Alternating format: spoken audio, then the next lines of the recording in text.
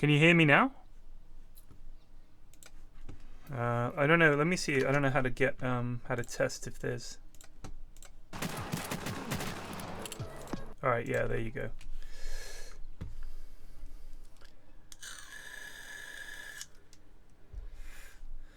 Just sometimes decides. It might have been because I updated Tarkov, and who knows. This is the side of the game that I think that if they really wanted to fix things, queue times. Loading loot, all that shit. It can't honestly take that long, can it? Really? I had a Windows Update 2 Straga. Yeah, it'll be that, bud. Good shout. Dankeschön, Straga. Straga tuning in all the way from Deutschland. With mit die sehr gut technical support.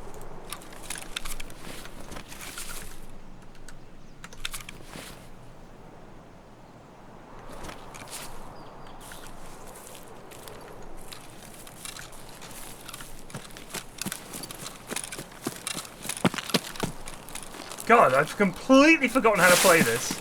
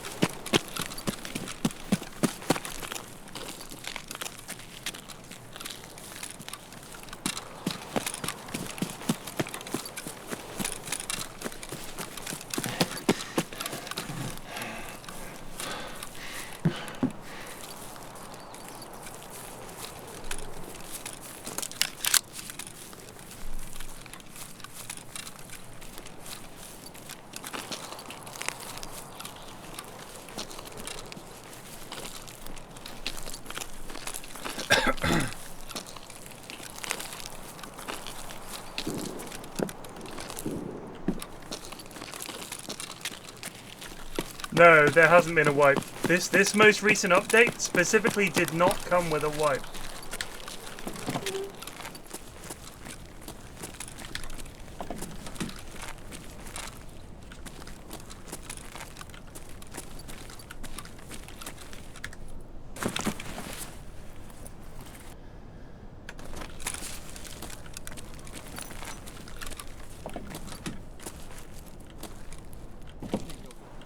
Вроде никого.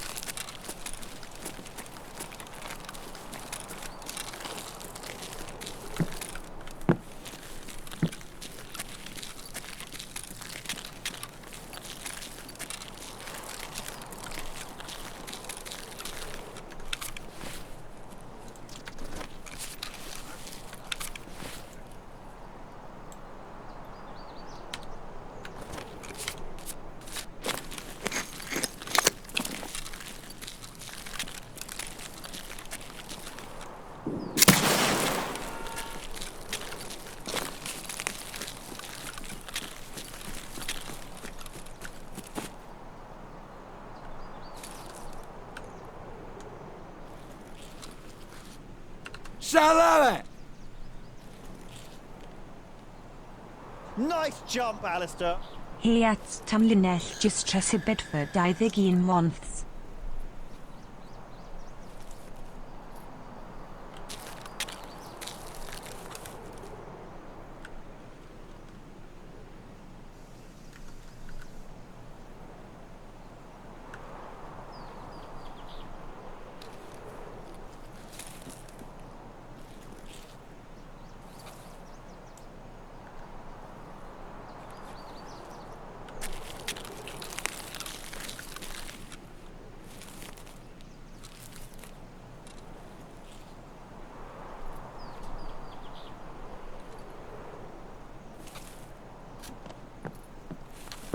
Да нихуя тут нет никого!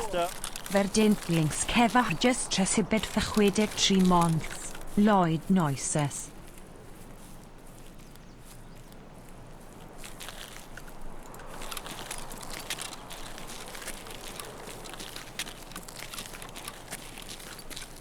Something alerted the lads there.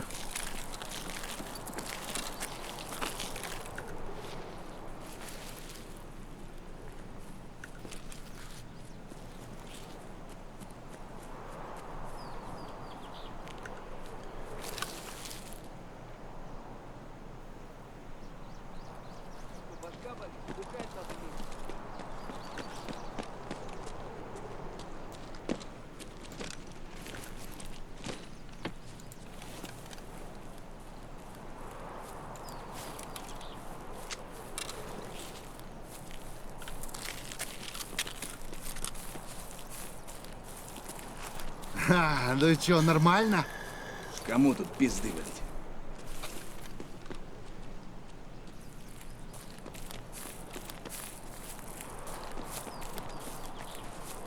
Нормально, What is? нормально, живем в стране.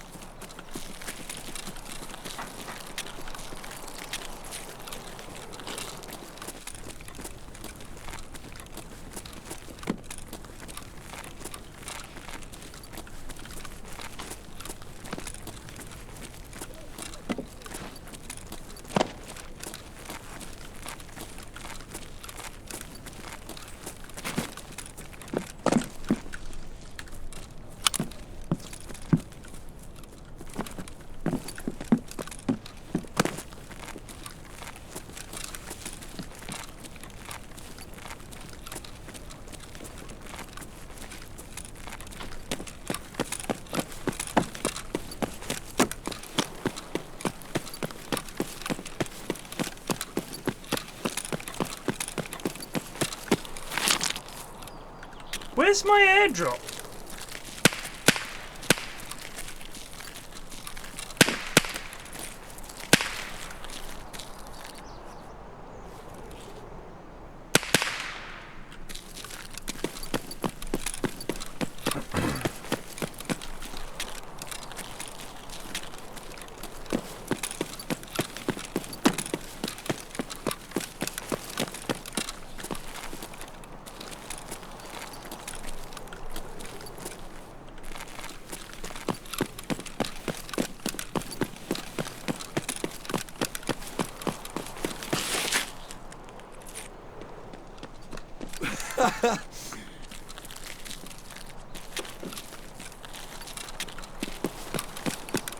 I thought the red flare was a...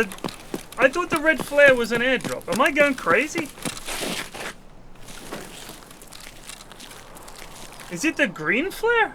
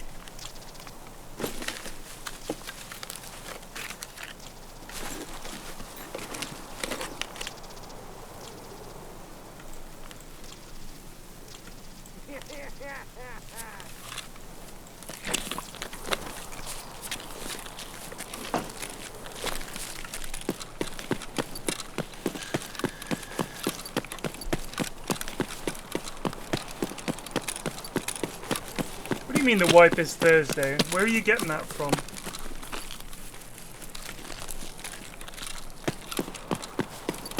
Hey, bro. Bro.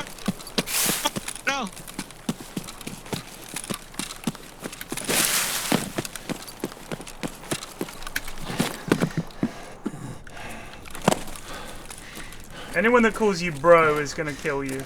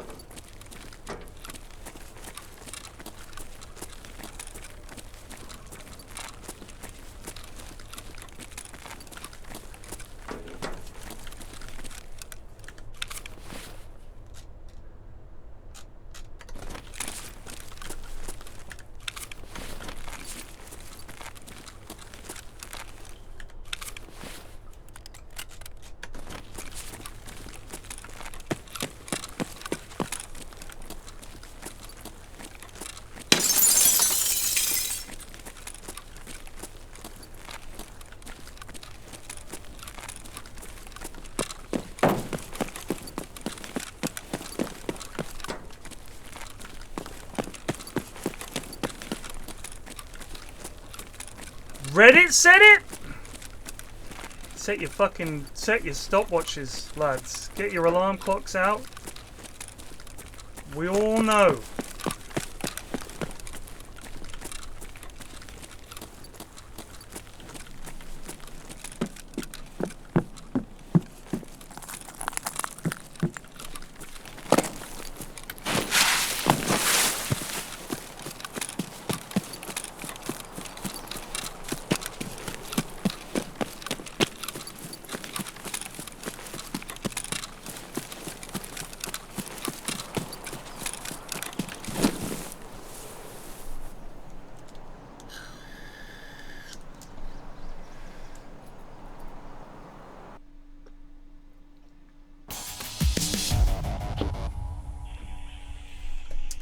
Oh, it said airspace? I must have missed that.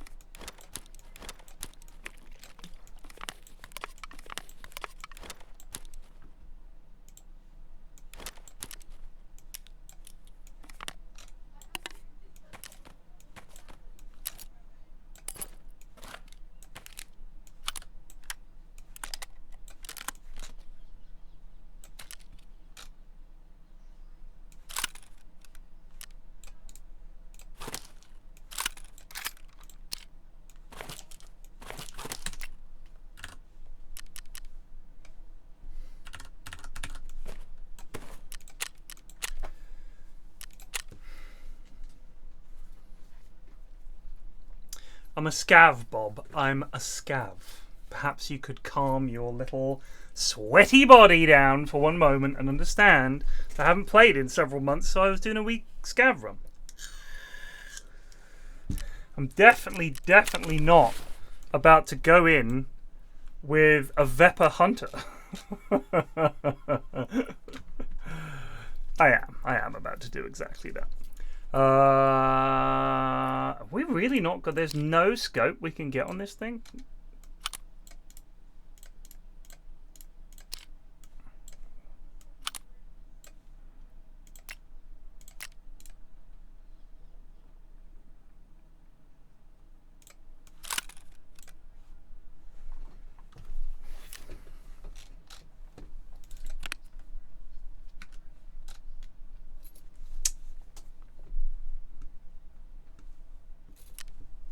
PSO. That's the one.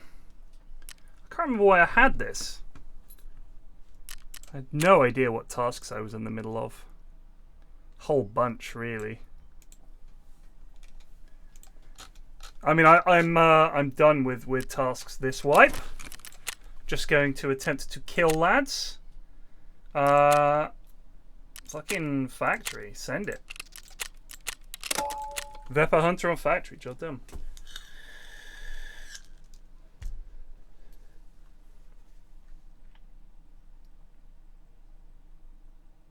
Also, Bob, that's unfair. I'm level 39 and I ran pretty good gear most of this wipe. But this coming wipe, we're going back to rat, baby.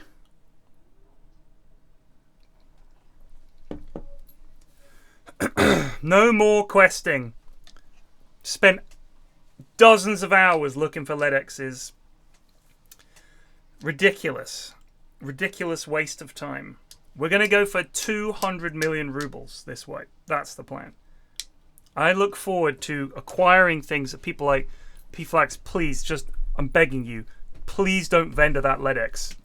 Vendored. I'm going to sell everything. We're not going to build anything in the hideout.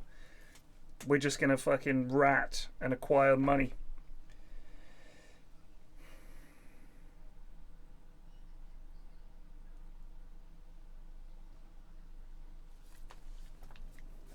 Go for the Billy? I don't think you can do it. I don't think it's possible with the changes. I mean, Streets is money, but equally, I think we'll manage. There is, but Streets is too hard. Too many cheaters, too many sweats. There's value in other maps, you know what I mean? There's value in other maps.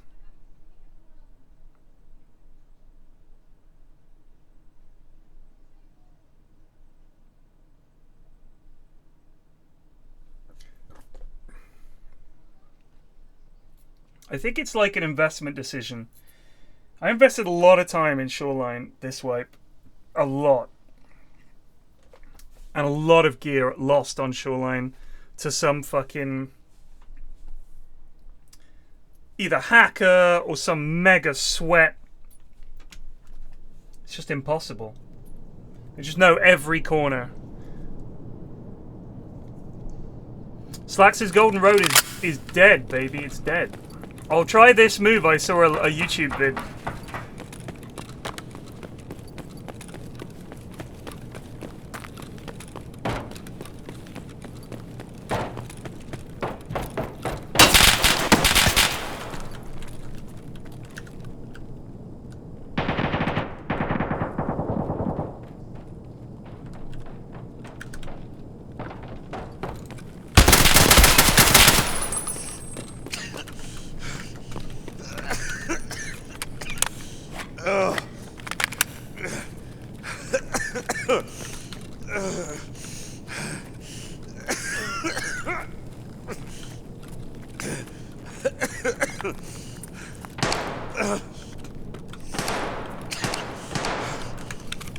I don't think I brought any meds with me, team.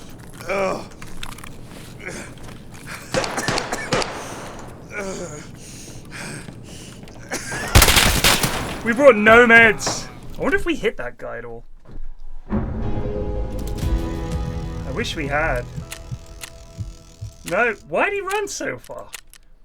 God, these lads are not as fucking scary as you think. He was terrified.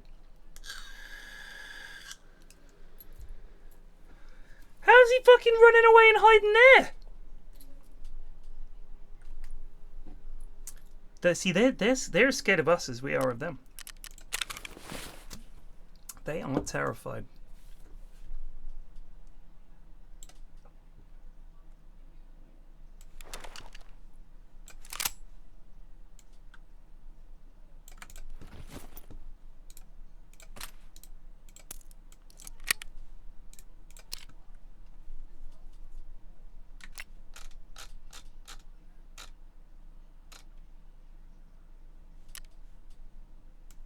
It's gonna burn through everything.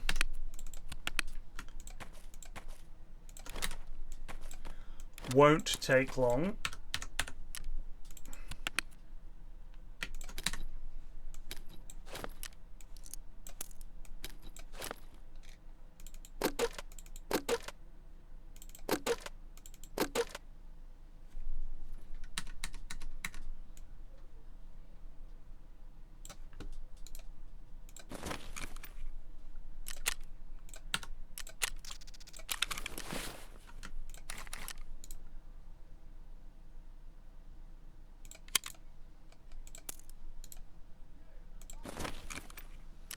This is the thing I will miss, I think.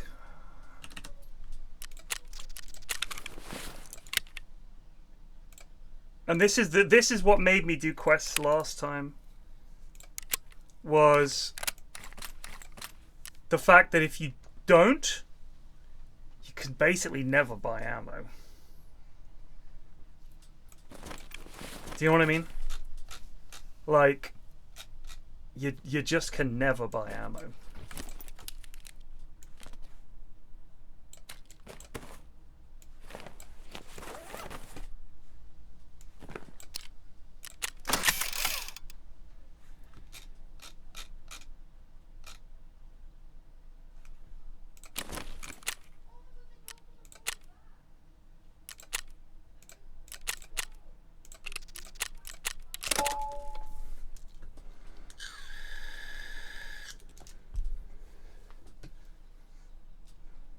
Just flew into London this morning. Walked about 10 kilometers this afternoon and feel like I saw everything I needed.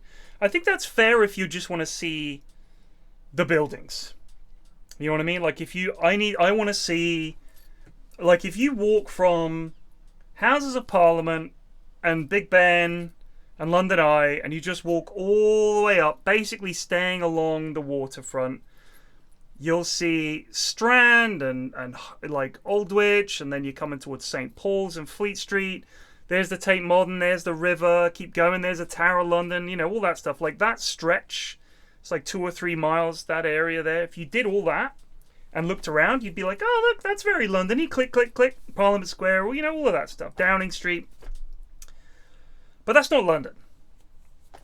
Just like you'd say of any city. If I went to New York and I went to Times Square, and then I went to see the Empire State Building, you wouldn't say, oh yeah, you really saw New York. So, yeah. I mean, if you want to actually see London, I think you have to go out. London is like nightlife in London is fun. And there's a real mix of like pretty grimy dog shit nights out that are fun and ridiculously fancy, expensive nights out that are also fun, but as long as you're not paying. There's always something going on in London. The things I would change about London, in all honesty, if you go to somewhere like Berlin, that's a party city. That is a city built for partying. Nothing closes. London, everything's like, well, it's 1 o'clock, we're shut. So what do you mean we're shut? I'm an adult. What do you mean you're shut? I don't want it to be shut. And then you got to go to some stinky club, which costs a fortune. Berlin is like, what is it, 5 a.m.? Yeah, we're just getting going. Come on. It's annoying.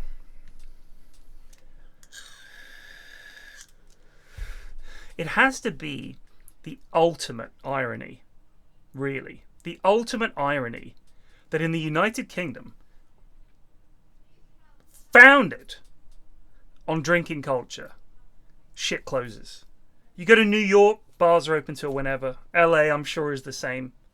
You find a bar in New York that's open all fucking night. Easy. Berlin, easy. I'm sure you can find the same shit all over the world. London? Nah, mate. 12 o'clock, we're shut. What do you mean?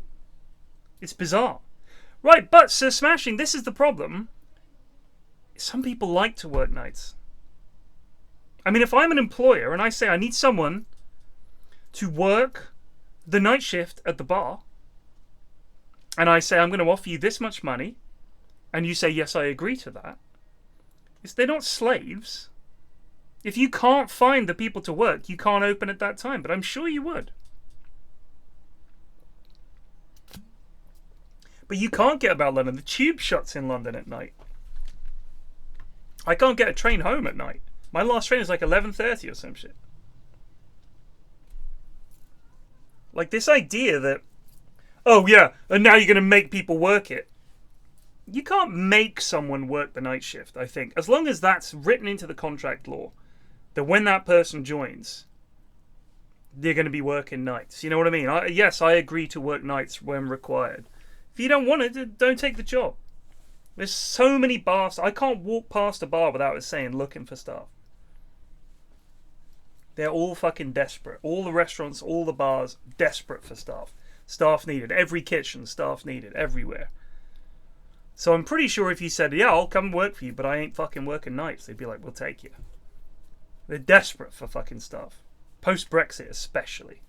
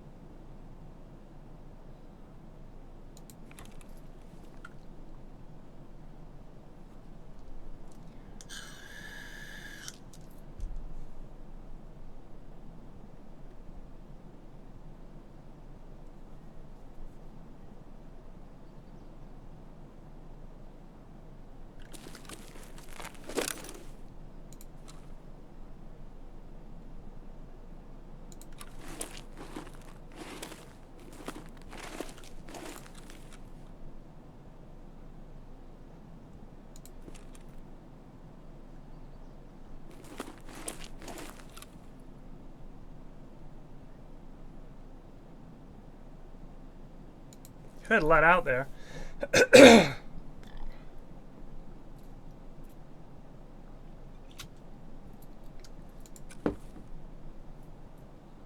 Have you ever used one of these sites? Faffendude? Fanendude? So, the way it works is, it's like a floating dot. I don't know the technology behind it. But when you look through it, as your perspective on it changes, the dot appears to move. Because you're looking at it at a different angle. It's like looking at a hologram sort of thing. That's how it feels. So, as the gun or my head are moving up and down, because I'm breathing or my heart is beating, the sight moves. Feels like it.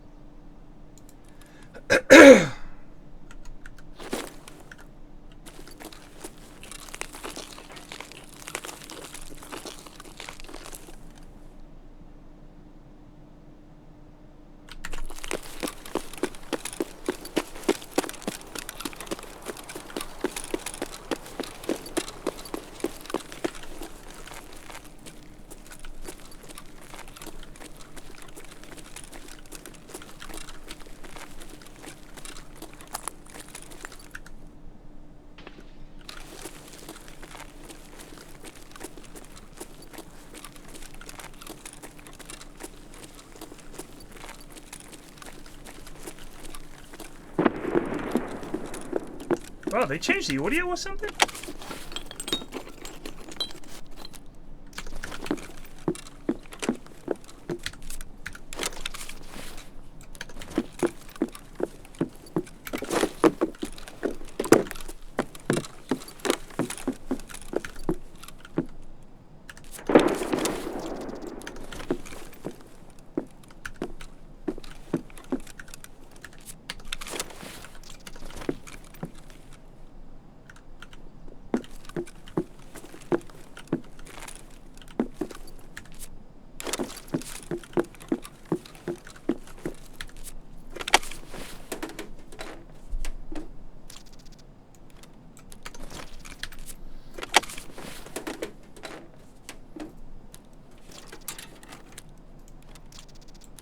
It's a laser shot onto a piece of glass via reflection from the base. Interesting.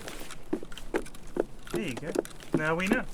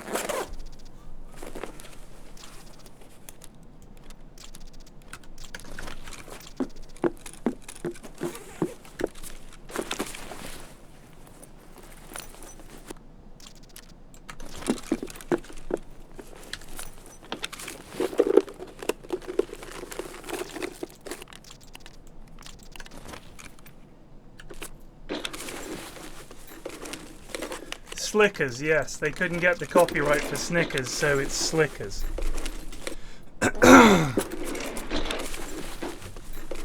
So, I don't understand why people are making shit up about when the wipe is. Like, just what are you doing? If it hasn't been announced, it's not happening. Just chill. Just think of it this way. If you're wrong, you feel like an idiot. And you feel disappointed. If you're right, what difference does it make? The wipe's going to happen when the wipe happens. What points do you get for guessing?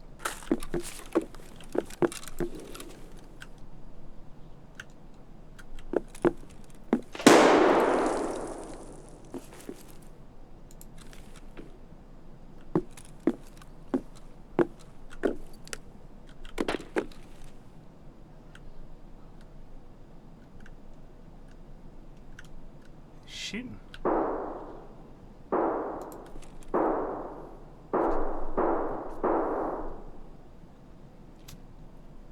Thank you for the cheer. It's tomorrow, bro. Check Twitter.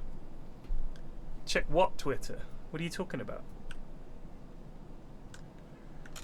I don't use the internet to get information. Thank you very much. I rely on random Twitch viewers.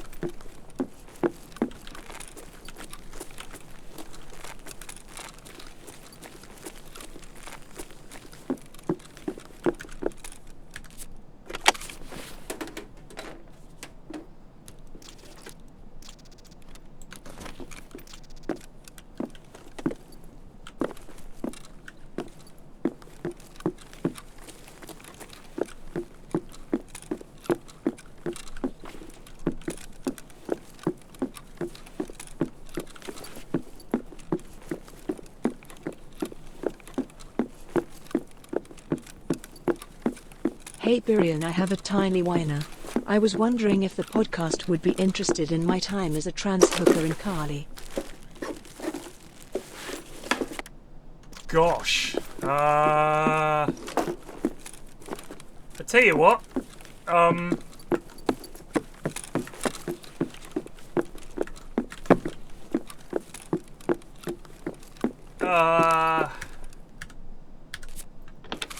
don't know if it's really the sort of thing we normally cover.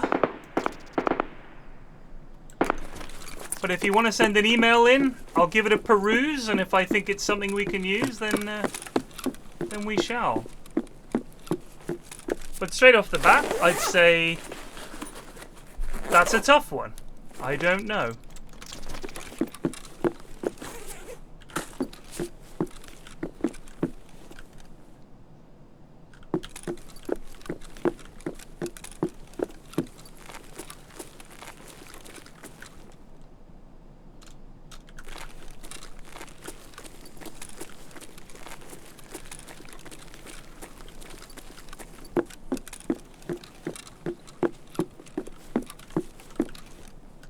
I mean, yeah, go ahead, chat away about what you think is going to be in it or whatever, but I just think saying it's going to be the 20th is just, I think it's kind of a silly thing to say when the only thing you're going off is Nikita's doing a stream on the 19th. Like, that's essentially the only thing you're going from. And I don't know if that's really enough to just say this is now a dead cert. Do you know what I mean? I personally don't think it is.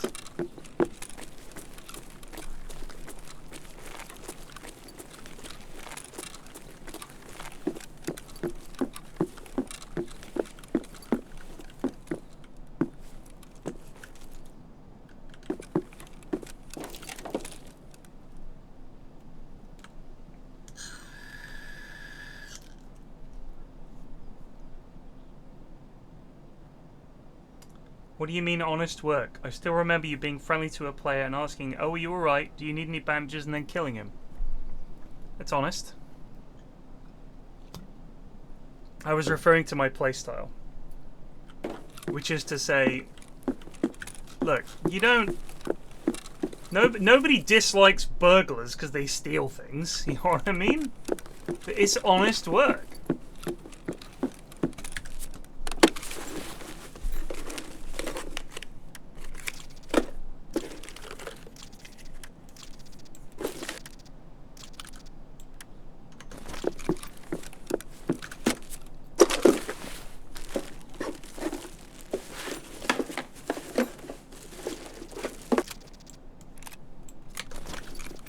Nice jump, Alistair. Dragod dan linell draga jyst tresibed for 18 months. Tarkov. Yes.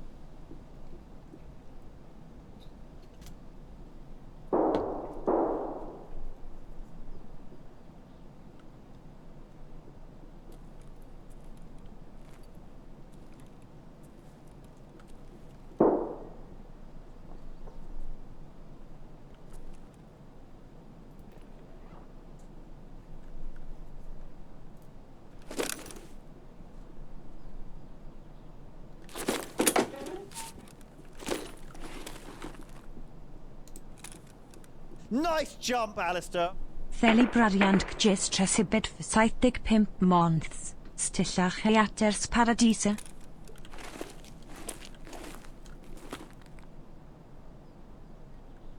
Thank you.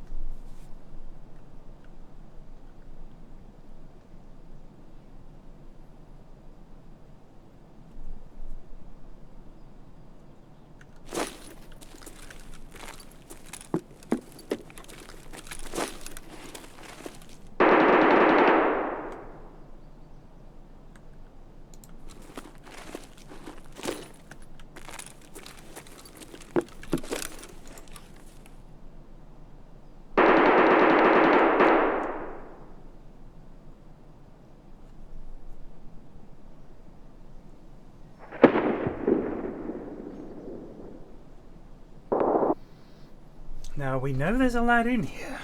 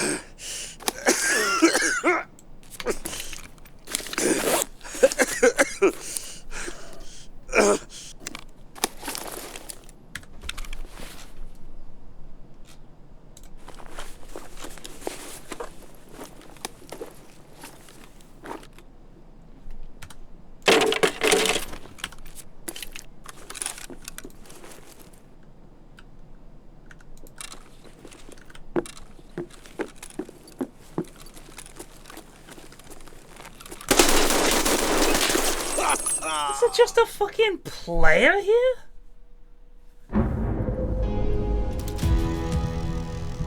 What's he doing there, man?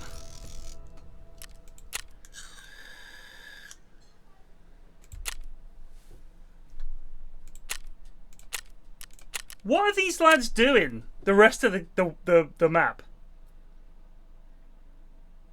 What are they doing? But I didn't hear him coming, and he's like,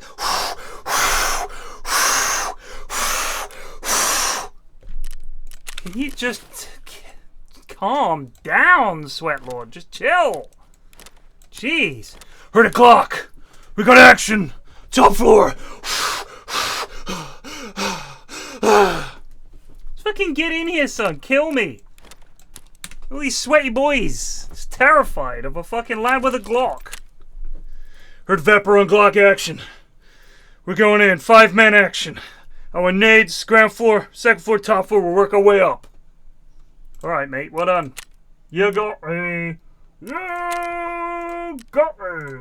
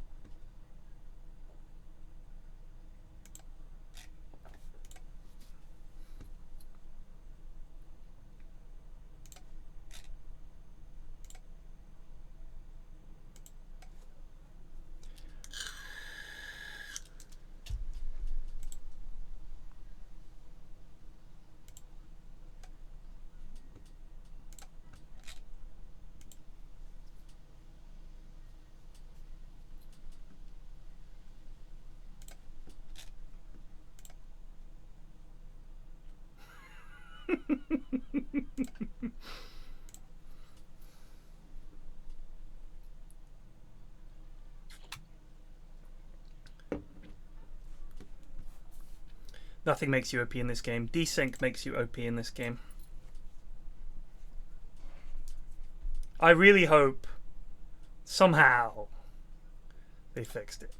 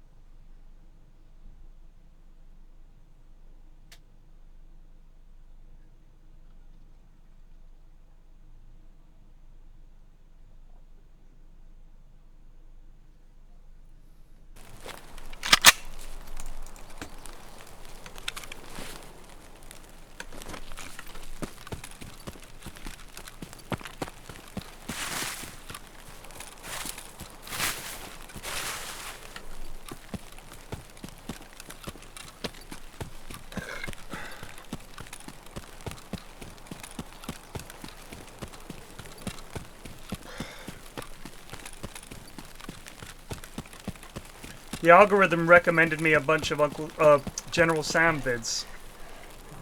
So I was like, you know what? That was fun to stream. I think by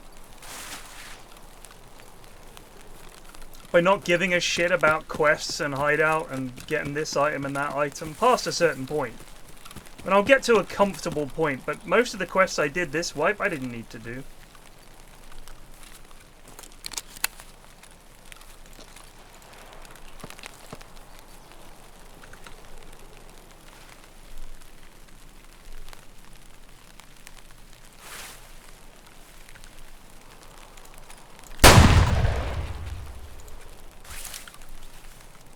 Are you cool? You scared the shit out of me, dude. You scared the shit out of me.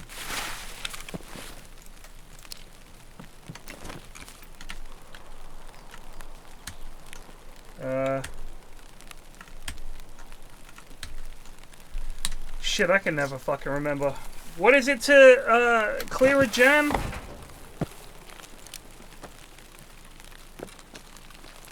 No, I've been watching that. It looks a bit...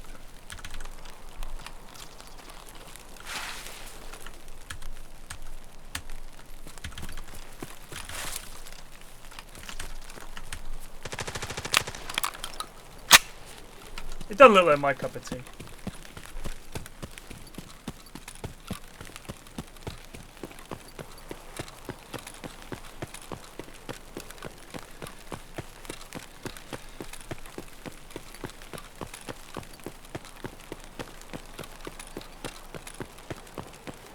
It just, it's like futuristic, isn't it? So my issue with that is, when I find a gun in the real world sort of style, like Tarkov, I'm like, that looks like a good gun. But when it's like, this is a Phase 4 enhanced rifle shifter phaser, I'm like, I don't care. Do you know what I mean?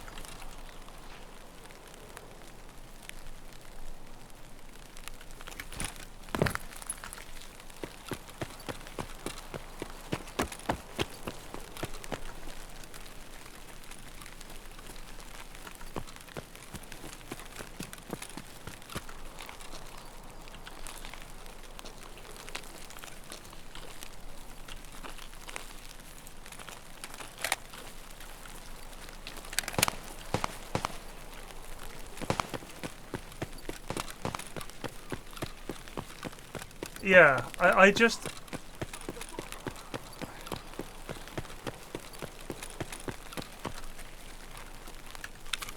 I need real world shit or I just can't understand it. It's as simple as that.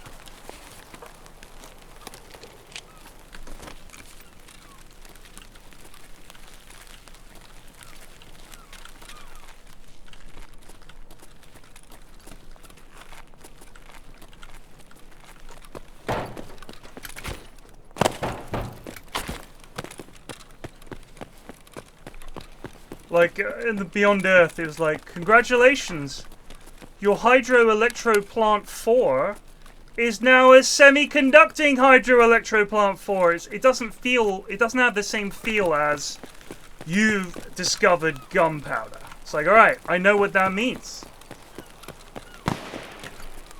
And you can say that's my fault. I'm happy to accept that as my fault.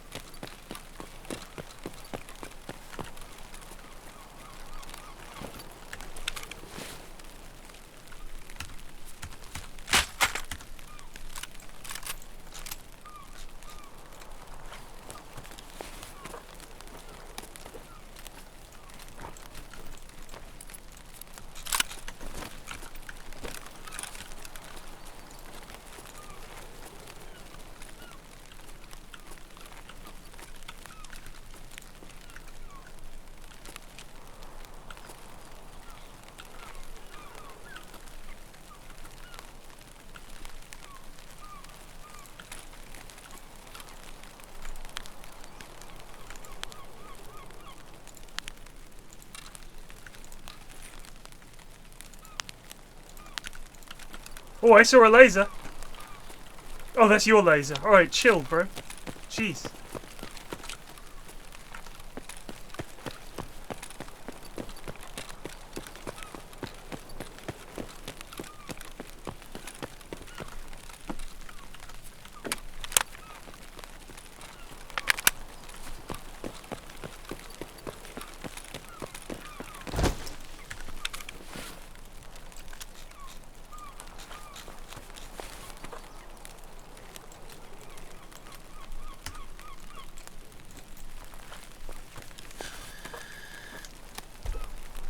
Yeah, it's just etiquette. Me and the other scavs, we got together and we were like, lads, I reckon we should, like, not shoot each other. And the other scavs all said, you know what? I think you're onto something.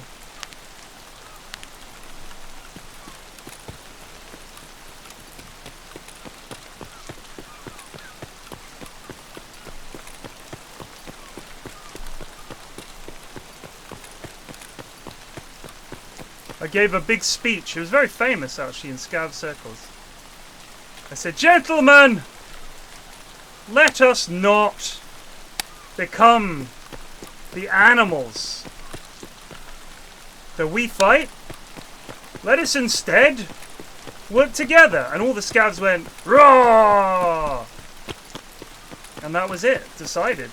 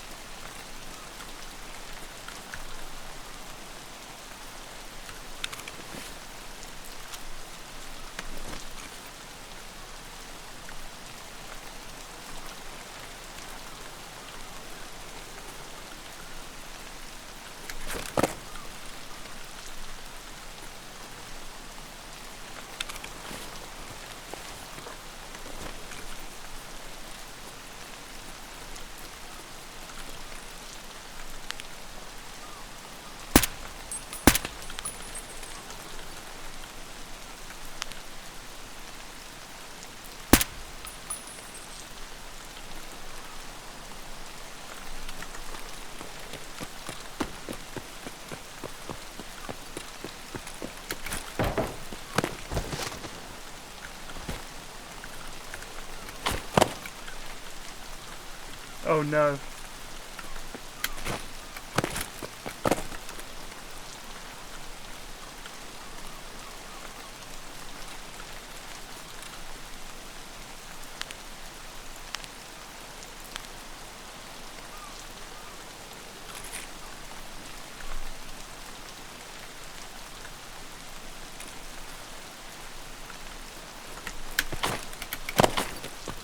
Is it possible to get over here?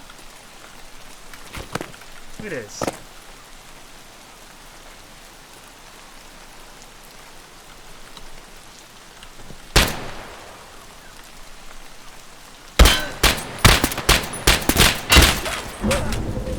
What? I thought they were players. That's my bad.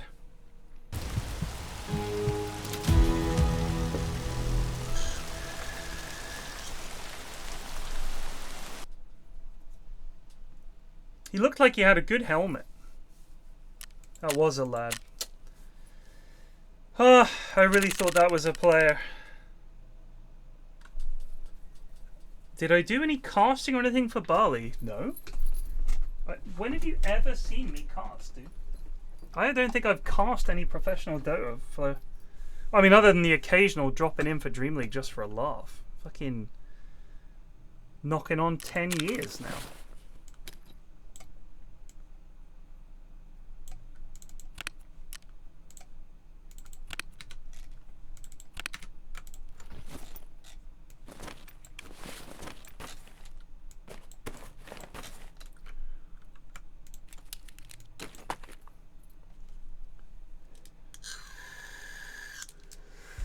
TI4. TI4 was when I last did any casting.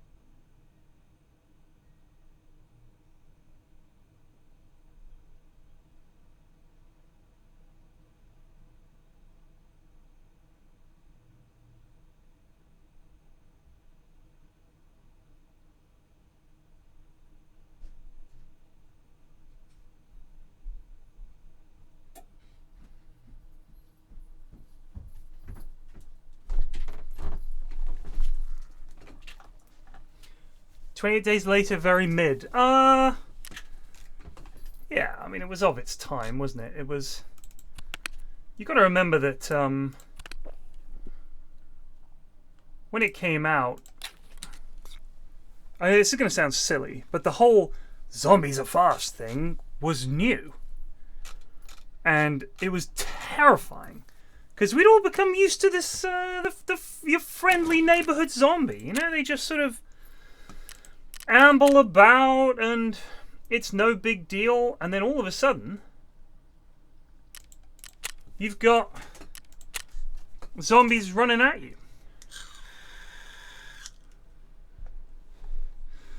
But as a film, like, it feels quite low budget, because it was. It doesn't have a particularly good plot. It's okay, but it really was quite a big thing when it came out. I mean, I think it's still, the scary moments in it are still scary because they're sparse, and the zombies are not like pow pow pow pow pow pow. Like, think about most zombie movies. Most zombie movies, the zombies are like a lurking threat, and you have to be a fucking idiot or like a redneck or greedy. Those are the people that seem to die to zombies. Or they turn on each other, right? People turn on each other. Whereas in 20 Days Later, one zombie was enough. 28 weeks later was pretty poor. But had a phenomenal opening. First 10 minutes were phenomenal. But then after that, it was really, really poor. But yeah, the empty London streets, I think they had to film it at dawn. Like, it was like dawn in summer. And they got those shots and then just turned the brightness up, essentially. So they put all these filters on to make it look slightly, you know, they sort of, in the edit, they brighten it up so it didn't look like it was fucking 5 a.m. But that, I mean, it really was like a big, when it came out, it was really, really something else. But the whole thing with Christopher Eccleston and the army, and of course they're dickheads, was just kind of like, it was felt obvious. So get this. I watched a thing about the original ending that they were planning. And originally, your man, the cab driver, he looks up at a crow and a drop of blood falls in his eye and he turns into a zombie.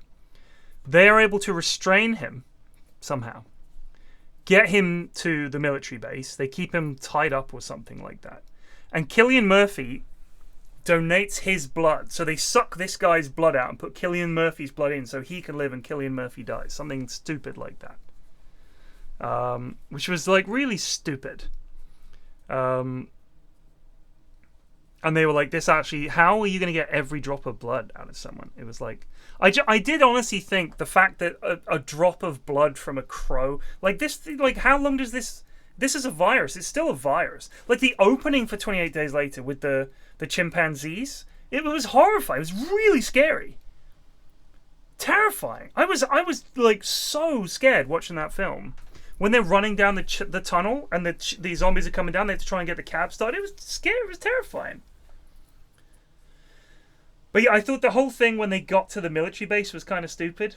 And the soldiers were all like, "Oi, oi, we've got a tart here." It's like, oh, okay, I get it. That's how it's gonna go, is it?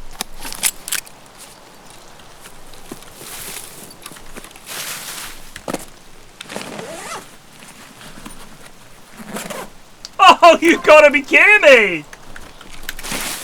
Are you serious?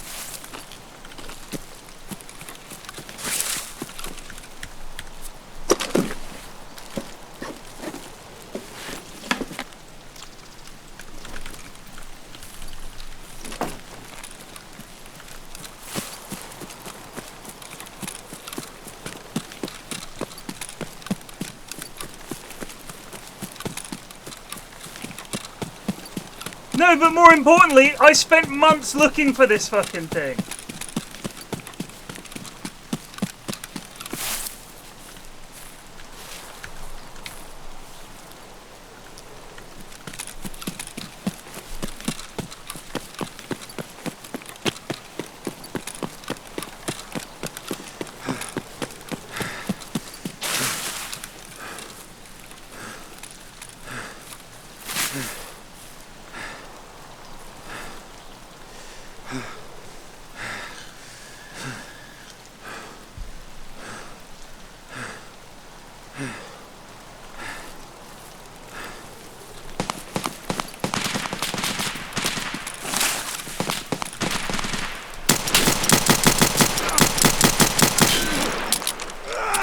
Easy come, easy go.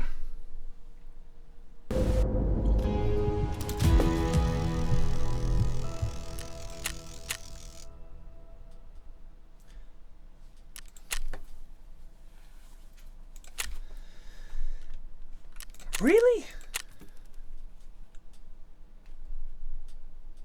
I felt like I shot that lad quite a bit.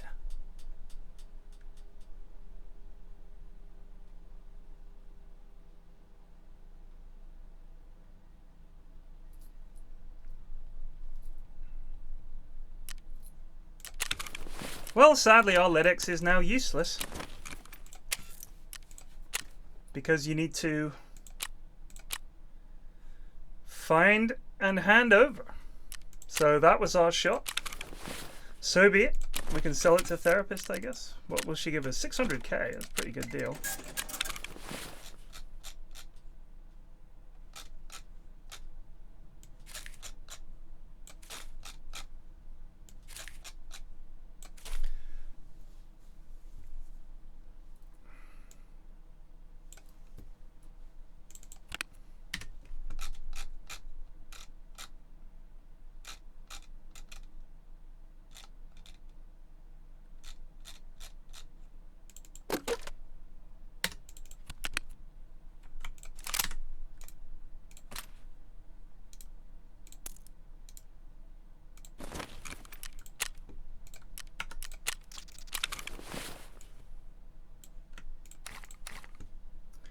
I think my favorite part was he clearly didn't want to fight either.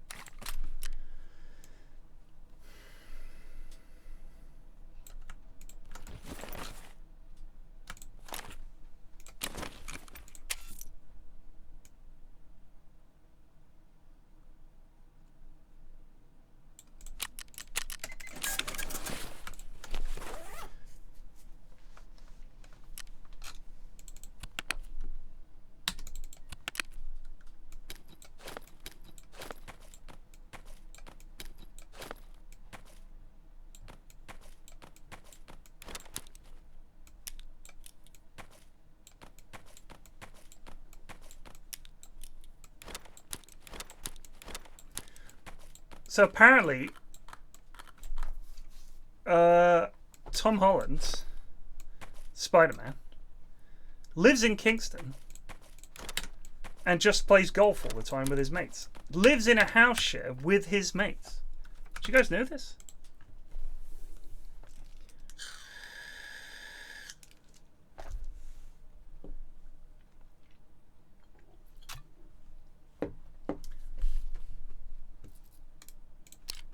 Like, he doesn't have some fancy pad somewhere. He lives with his mates. I think that's hilarious.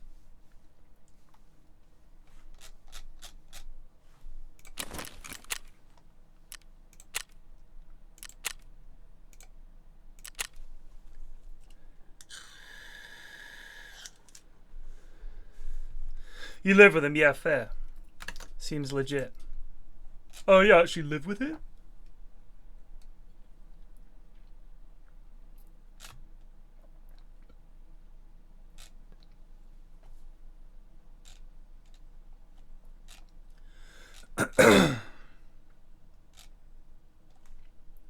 Did you guys see? This is not new news, if you like. I just saw this the other day. This woman claiming that a guy on the plane was not real? I don't know what she'd fucking taken.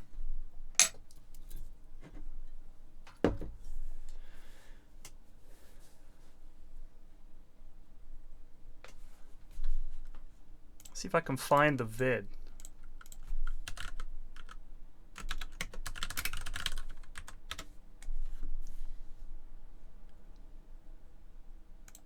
getting so weird now.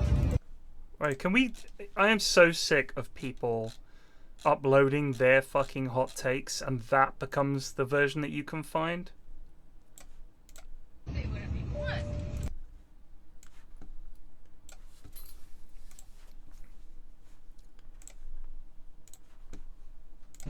I'm telling you, I'm getting the fuck off, and there's a reason why I'm getting the fuck off, and everyone can either believe it or they cannot believe it. I don't give two fucks, but I am telling you right now, that motherfucker back there is not real. And you can still be free and you can fucking die with them or not. I'm not going to. Bye. Bye. I'm telling you. I love the way everyone's like... And there's a reason why I'm getting the fuck off, and everyone can either believe it or they cannot believe it.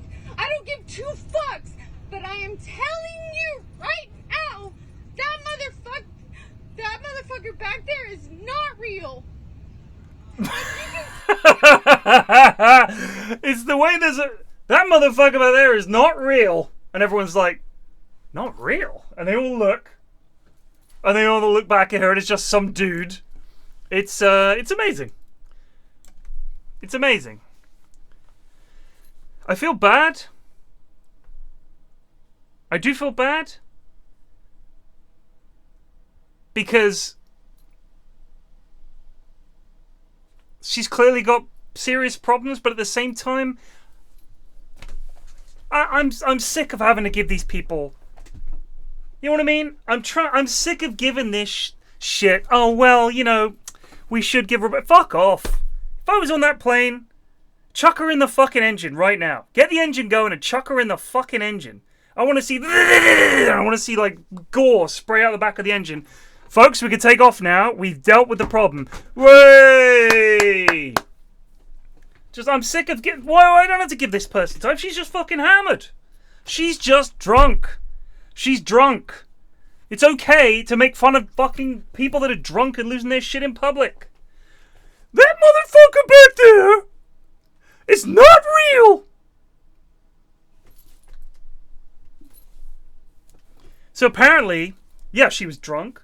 And apparently she had her AirPods had been stolen. Yeah, I'm going to rule out mental illness. I'm going to say she was drunk. How about that? How about that? How about we don't have to give everyone the benefit of the doubt when they're acting the cunt? She's drunk. I think that's a fair bet.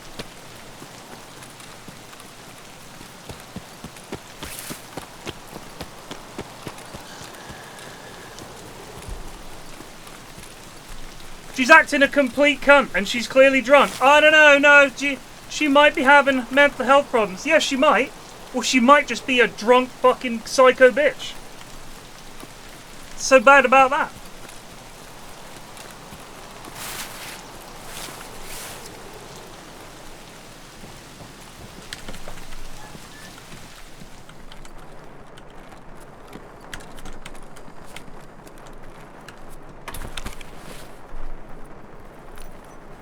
The latter doesn't deserve to be mocked on the internet. How do you mean?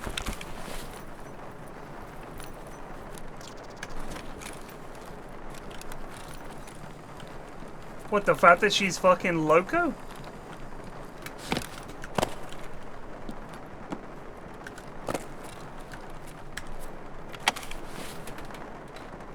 God, mid-flight. Folks, we're gonna be turning around right now.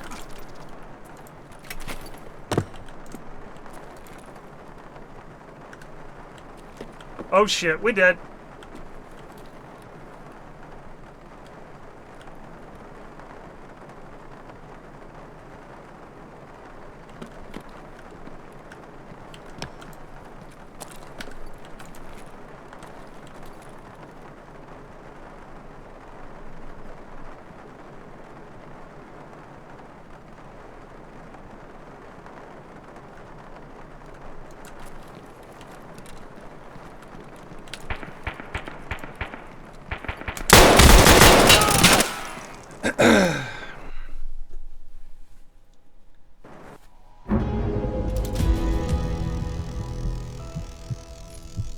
Boss man ting.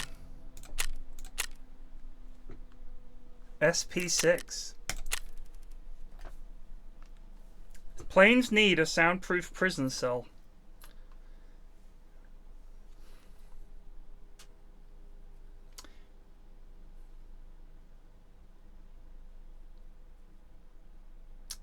I've got a better idea.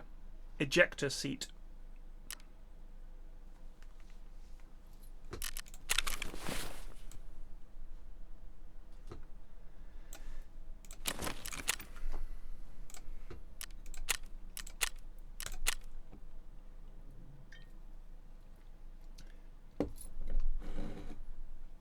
I mean, you know what? I'm gonna be honest with you. Any Americans in chat? What the fuck is wrong with your country? This does seem to happen an awful lot in America. Like, you guys are just fucking nuts, man. Like, really? Just fucking nuts. We were there in California last year, and I was astonished at just how nuts everybody seemed. People are crazy.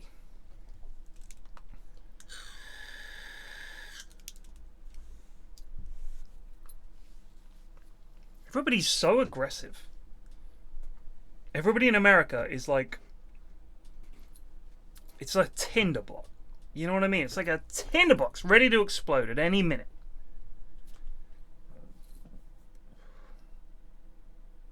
Nobody takes anything in their stride. Everybody seems to be on the edge of killing each other. There's zero chill.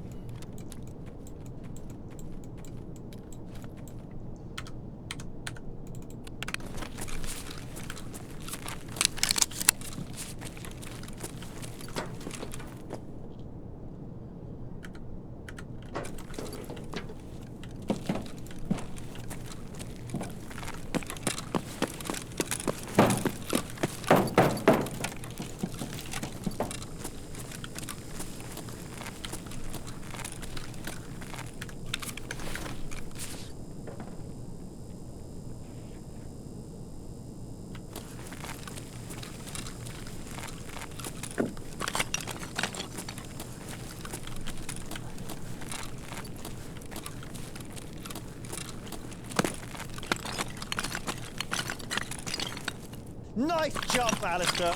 No John Smods just trys I bed for 43 months. Wow. So my point in time my sab got can celled. Oh well.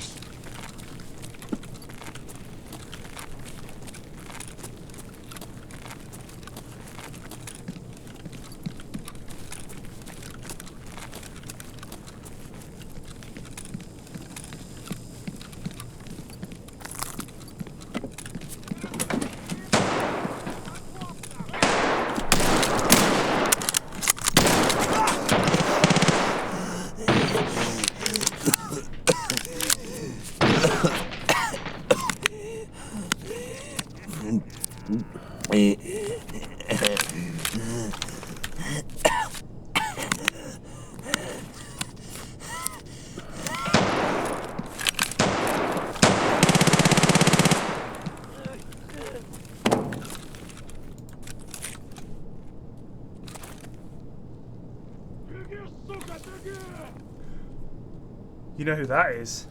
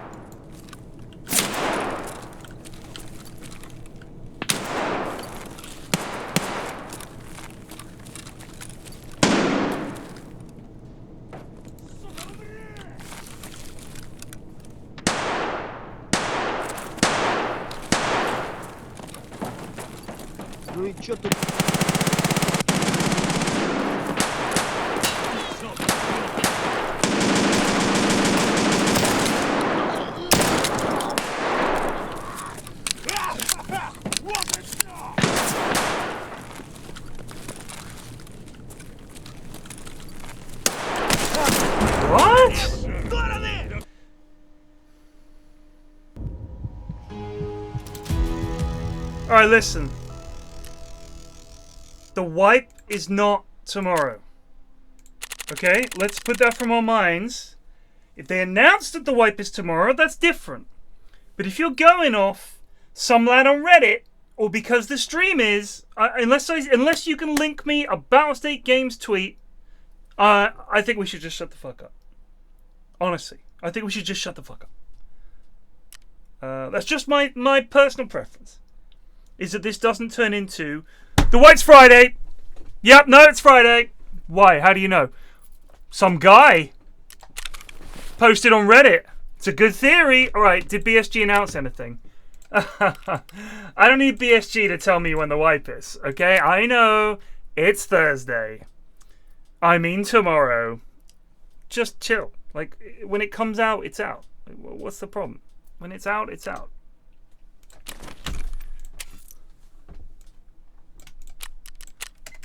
Why must we be this way?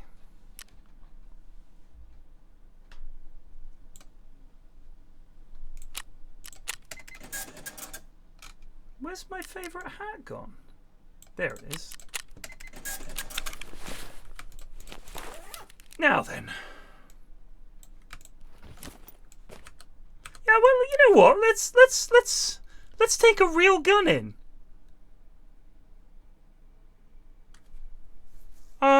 Let's take this SR-25 I've never used.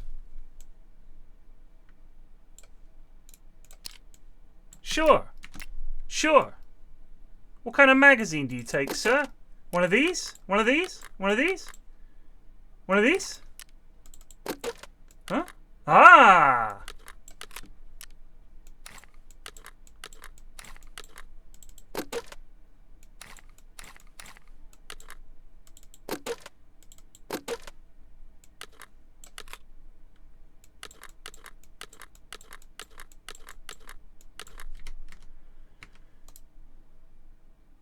M80 it is!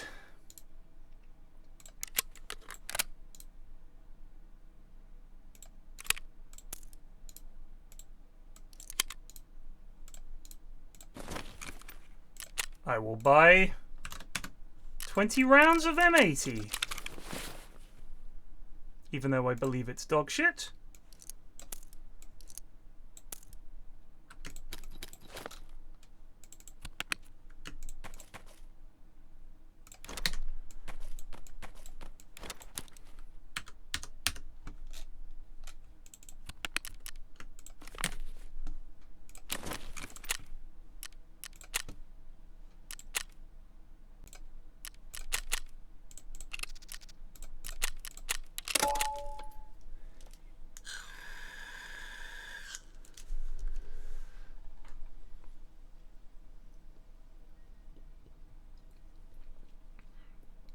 Ah, Paulies, I think you need a timeout. Let's give you 32 minutes. Listen, when you join this chat, pretty sure there's a pop-up that says, shut the fuck up. I'm pretty sure that's how I put it. I might have put it less succinctly than that. It might have been something like, hi guys, welcome to PFlax Twitch channel. I just wanted to try and chill and just say, hey, could we chill with the backseat? But I'm going to cut through the bullshit. Shut the fuck up, please. How about that?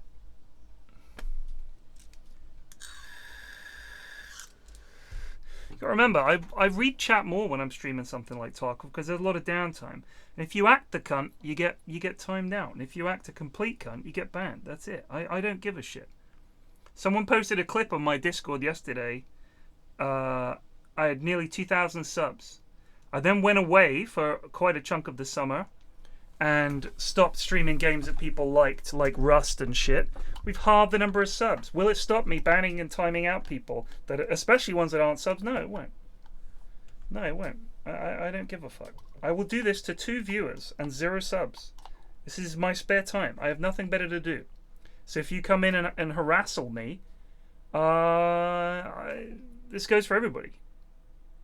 That's the way it goes. I don't give a fuck.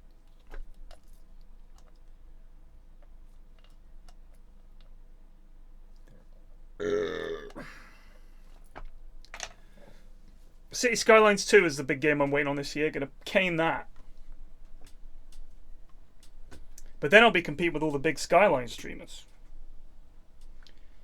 But the way I see it, I'm not even trying to compete with any of them. We'll just crack on. I thought Jagged Alliance 3 might be worth streaming.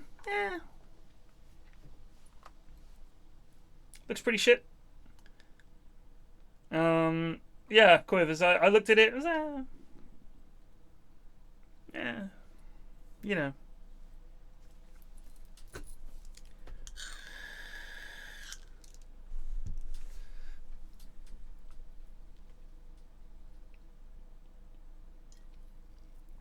The bodega book money is gone, baby.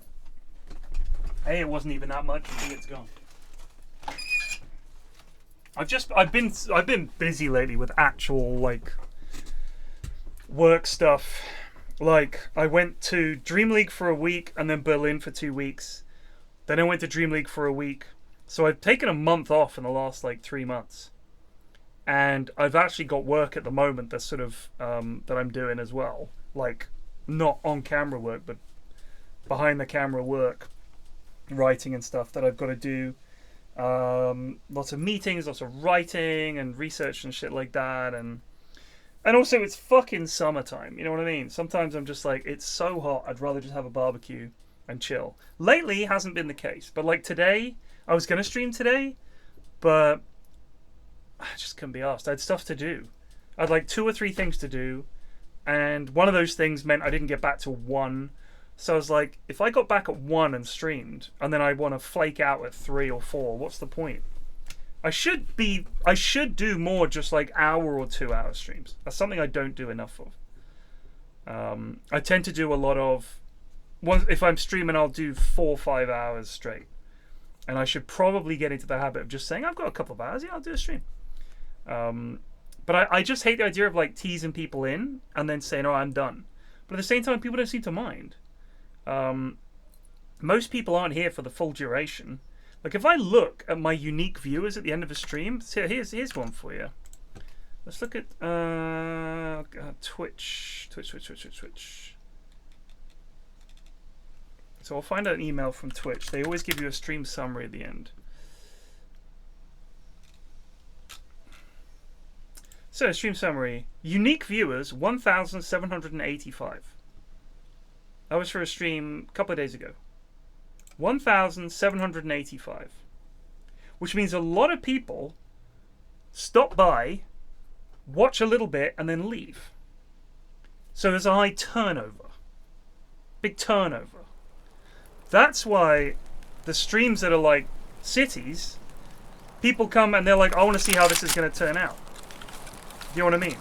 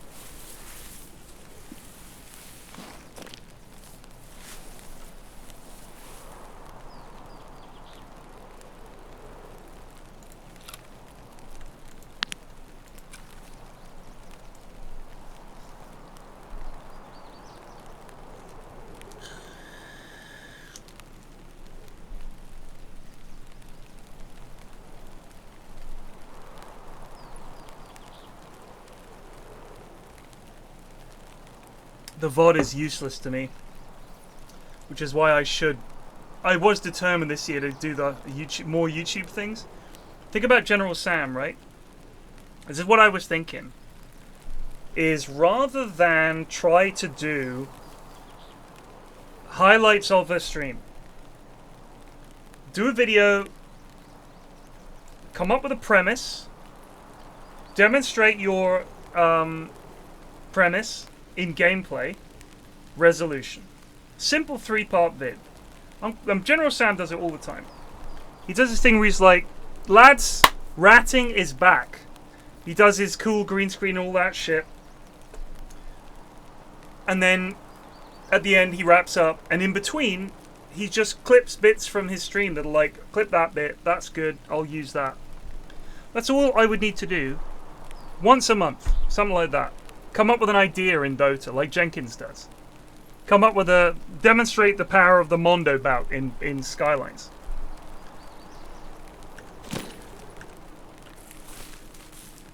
That's how you get viewers. There needs to be a better ad than PFlax just went live. Because you need to know why it's worth tuning in. I want to tune in to see what he's going to do next, right?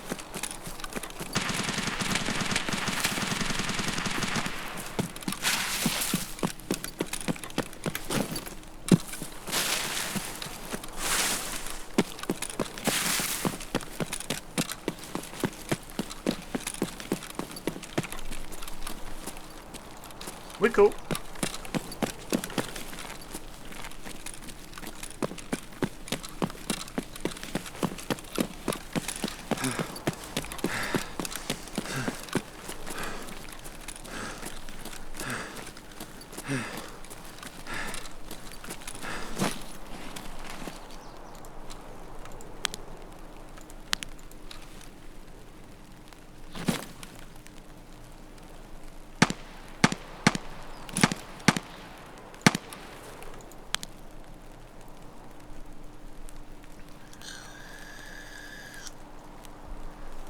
The Santa disguise, that kind of shit.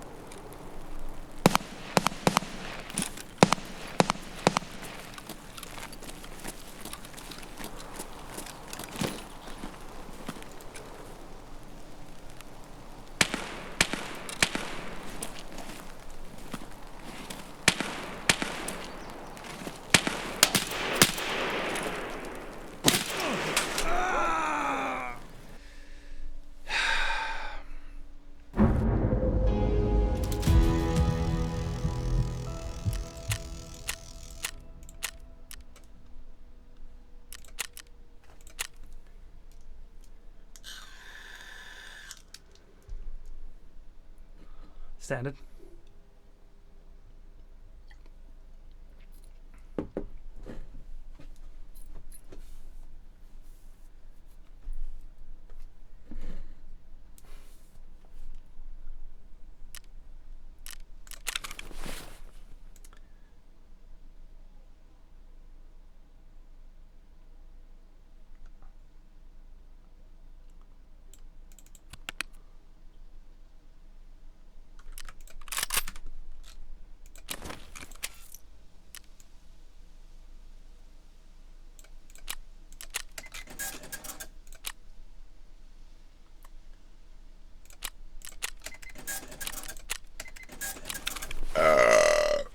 You heard me, motherfuckers. I don't give a fuck. Alright? You got it? Good. Glad we're clear.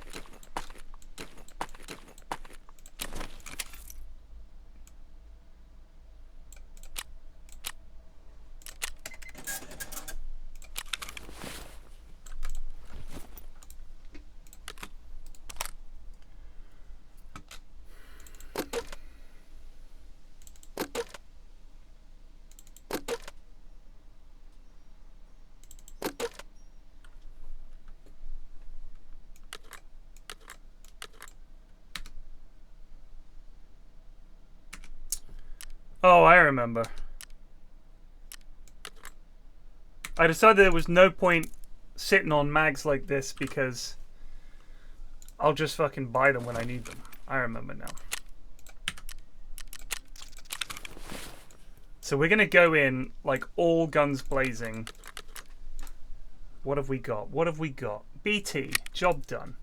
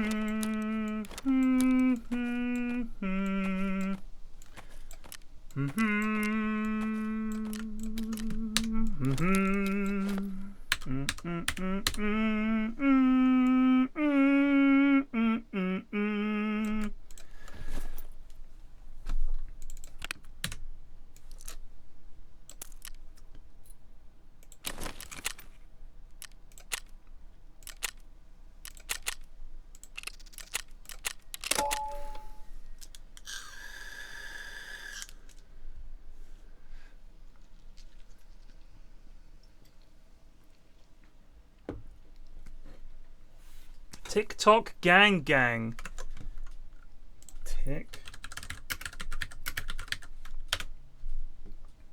Gang gang. TikTok search. Jack Harlow gang gang gang. Lil Mabu no snitching. Gang gang. I've got Theo Von gang gang. Hashtag caught lacking. Morgan something, and it's gang gang, and she's just, oh my god, that is one creepy fucking TikTok. Her boyfriend comes in pretending to hold a gun, and they're just looking at the camera. We're back with an updated version. Lol, come here, girl. Yikes. People dancing. This is not my thing. People giving gang sign, throwing gang signs. I did watch a good vid where a guy was ranking the London boroughs from Warzone to Richmond upon Thames. Those were the rankings. And it went Warzone, Trenches, Peak, not that bad, to I think there might have been another one in there somewhere. But essentially, like, you know, there were quite a few boroughs where he was like, this is bad, fam. Like, this is bad. So yeah, search for a Tamagotchi girlfriend on TikTok. Thanos bleeds. Thanos bleeds. Okay, hang on. Tamagotchi.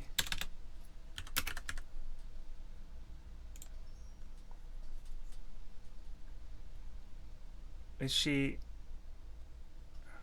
cake hoarder?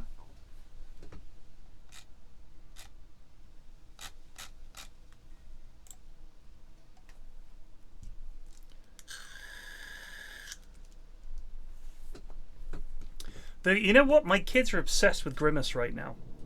My youngest is playing Roblox with her boyfriend. They play Roblox every evening, and they're obsessed. Obsessed, I tell you.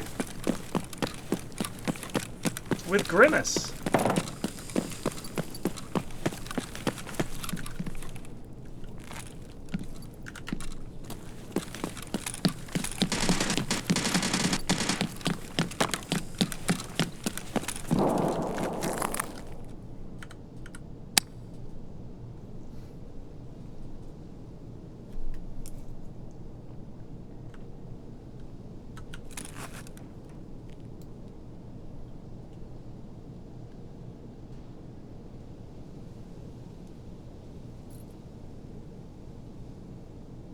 No, I just didn't know whether, you know. I mean, her boyfriend's a lovely lad. I really like him.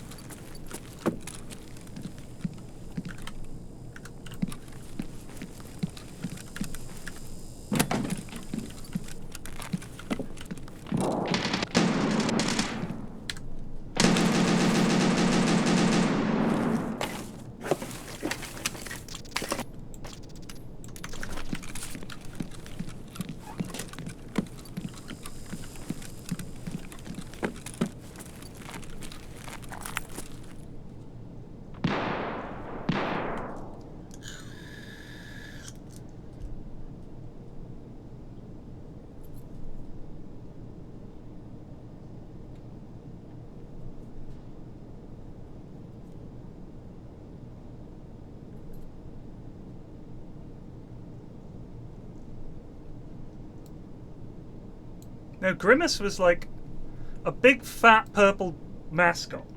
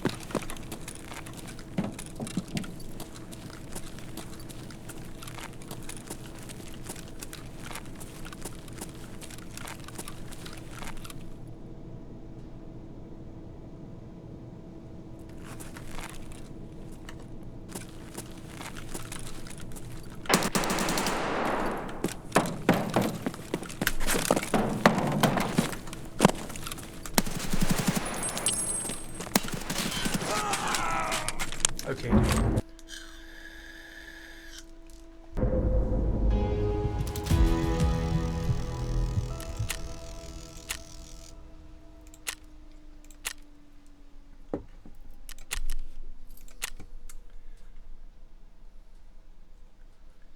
Thoughts on the sphere in Las Vegas? Is that big thing that lights up and they want to turn the O2 into that? So GBSG, I'm going to assume you're from America. Please confirm. Amp the Ire, I'm going to assume you're American as well. You lads feel free to confirm, please.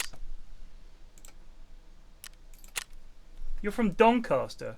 Then what the fuck do you care?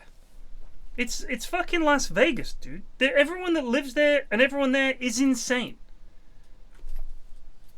Why are you surprised? It's Las Vegas.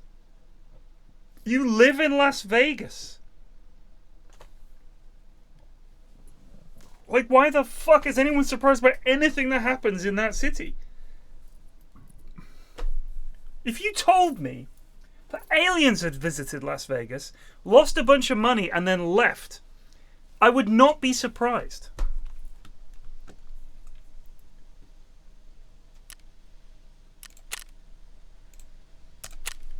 It's Las Vegas. It's the craziest fucking city ever made.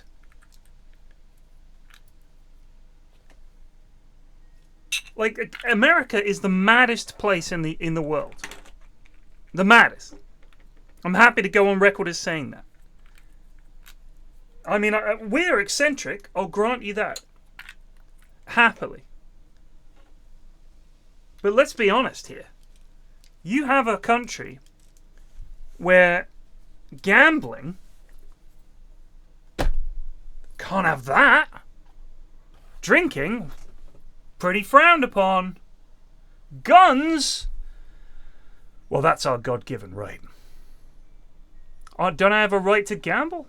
No. Not even gambling around these parts. Not in this wonderful neighborhood of checks notes, Flint, Michigan.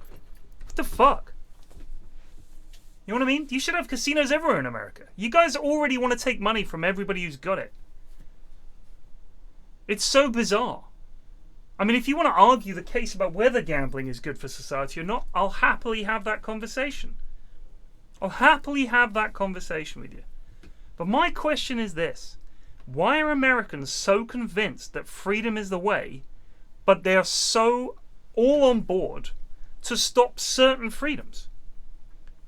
Like, you want to talk about the land of the free and all that stuff? How come you guys have so many fucking rules? It's weird.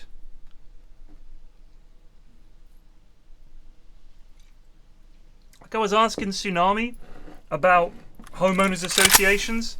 For all the countries in the world, for homeowners associations to be a thing, did any of you have America at the top of your list? Because I sure didn't.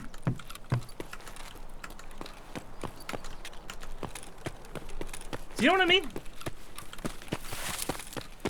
Like, you're telling me that there's an association that can tell Americans what color curtains they can have?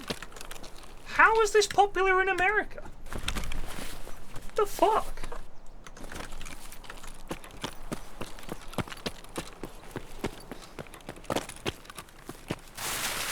Also, it says a lot to me about what people are like.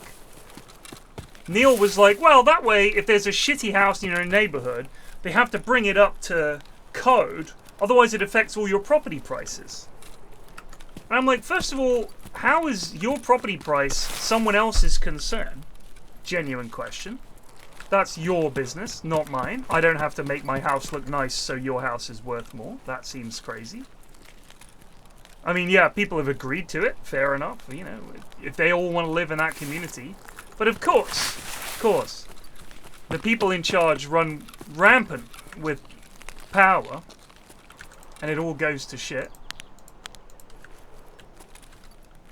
I just don't understand how Americans would ever sign up. Because I respect their desire for individual freedom and liberty from oppression. I respect that hugely. It's the only country in the world where essentially the law forbids the government from fucking with the citizens. That's huge. Think how many countries that's not a thing. And look at the way those people live. Do you know what I'm saying?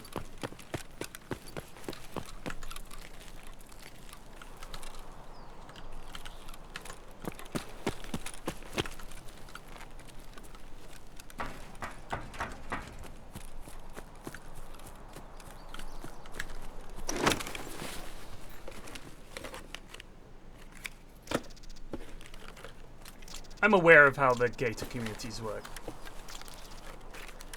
I mean, you know, it's essentially how can we keep poor people and minorities out of our neighborhood? We'll say that it's a gated community and it's to protect us from the bad people.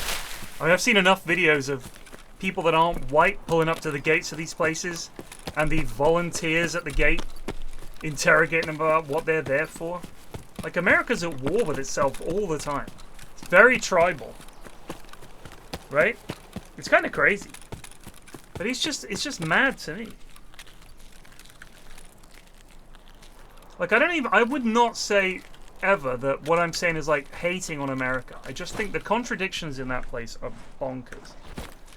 I see it as shrimp as well. I call it the shrimp.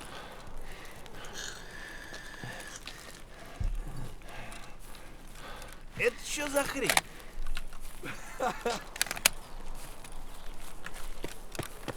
Like, I don't understand how the same people... I mean, Jon Stewart did a really good interview with a guy who's, like, super pro-gun.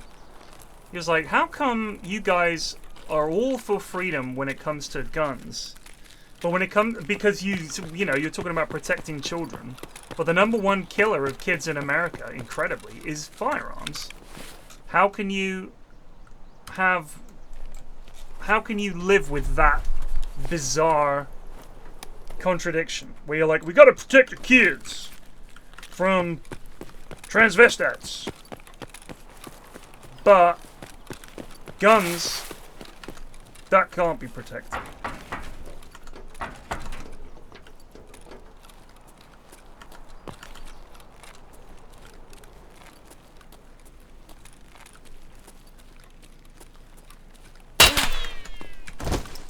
Who the hell was that?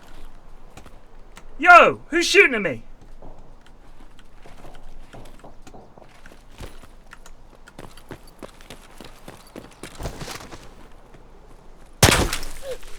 What the heck?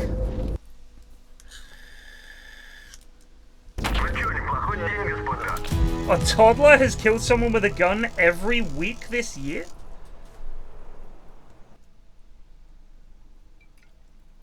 Scavs have arrived with loot. That was a player. Well, look at his name.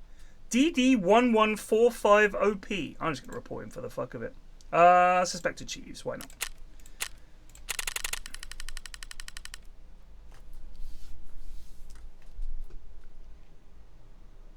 Who has good healthcare?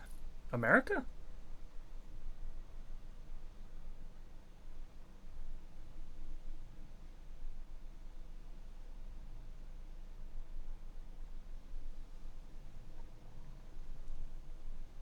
You think America has good healthcare? Fuck me. Every time I go there, I'm worried about anything. Anything involving having to go to the doctors fills me with dread. I mean, Britain has great healthcare, especially if you go private, right? It's like,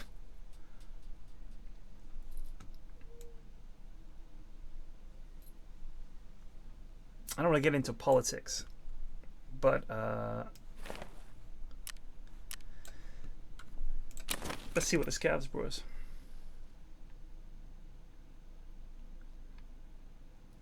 Yeah, I mean, look. There are private doctors here in the UK.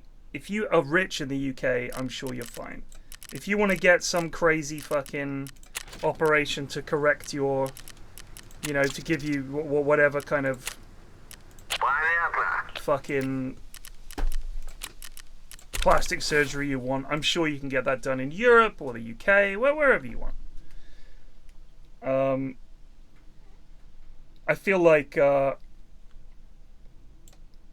in the US, the average standard of healthcare that available to the average person is probably fucking dog shit, because you just can't afford it.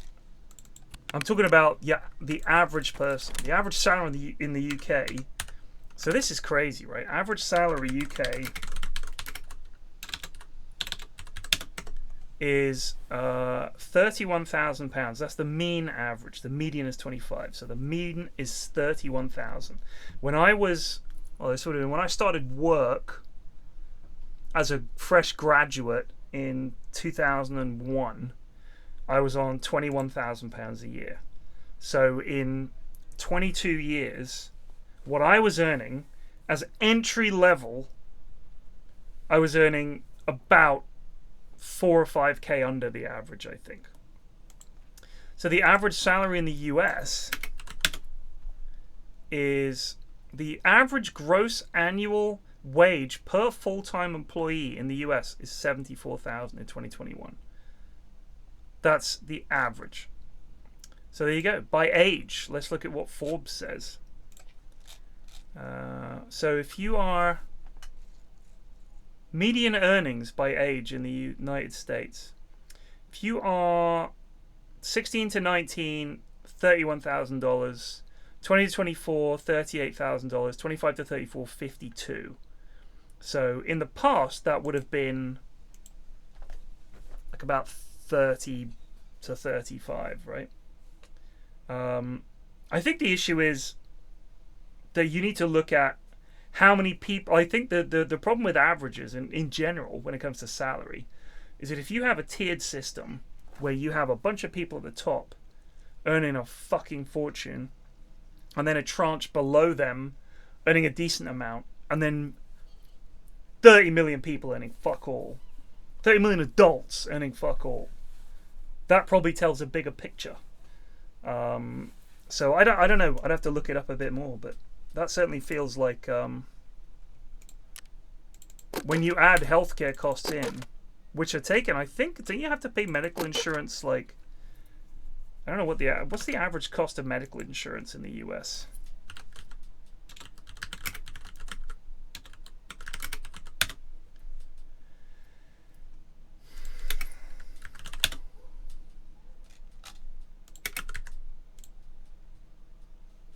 So the average cost is $560 a month, according to Value Penguin.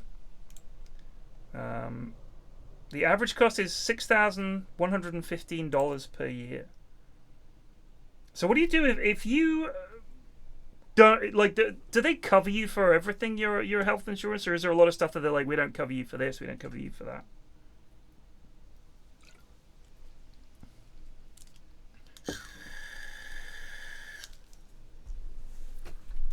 Like, how much don't they cover?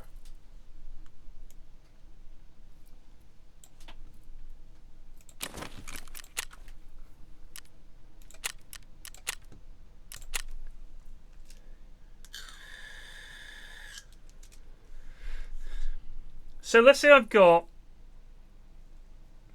pretty cheap health insurance. I'm cycling and I break my leg. So I get knocked off my bike. Or I just slip. It's not even anybody's fault. I just fuck up and break my leg. I need to call an ambulance. Takes me to the hospital. All that kind of stuff. They call it copay, right? Where you have to pay a chunk. So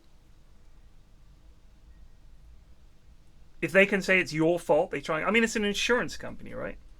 Like, this is the problem when people talk about, oh, it's all covered by insurance. I just think, I don't know, last time I had to use insurance, it fucking sucked.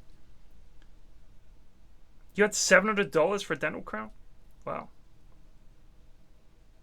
Is copay just called excess here, like for car insurance? Yeah, in the UK, yeah. Like, what's your excess? I don't know what copay means, but...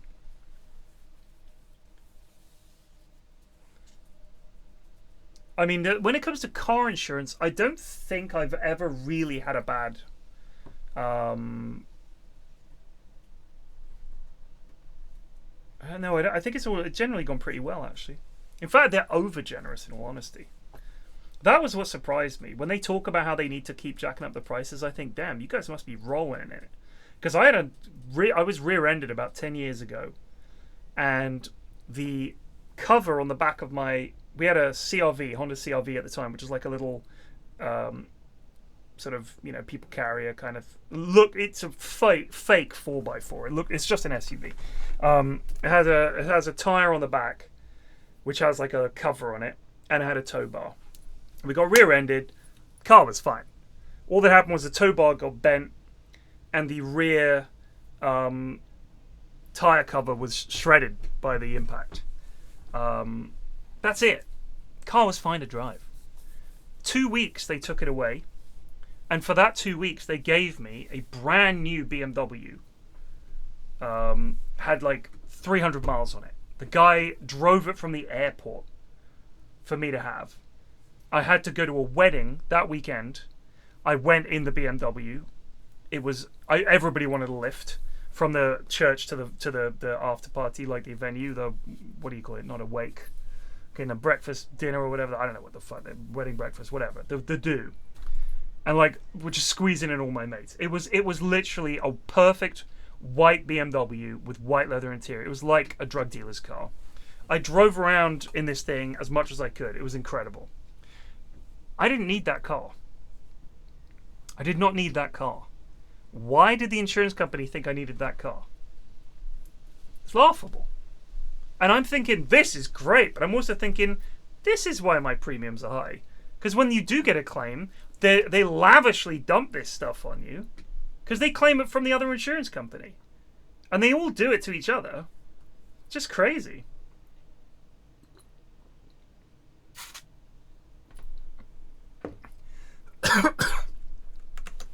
I know that having a baby costs money in America, right? You gotta pay money to have a baby. That's fucking crazy.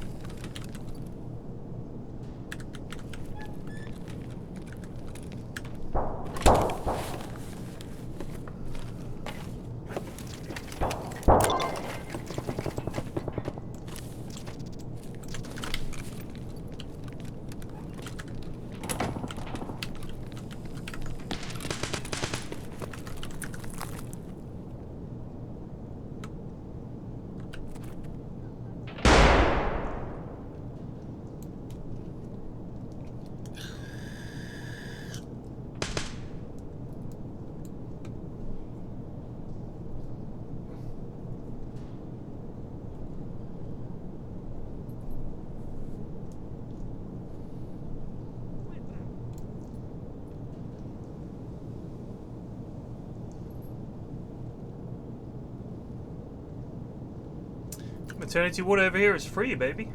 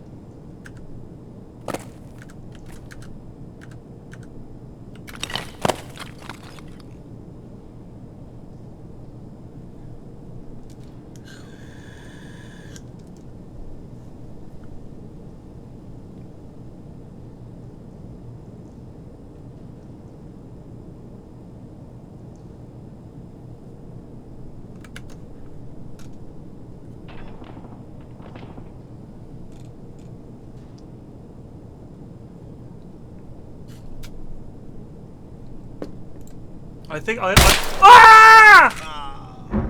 know it costs 30 grand to have a kid in the States, apparently. 30 grand!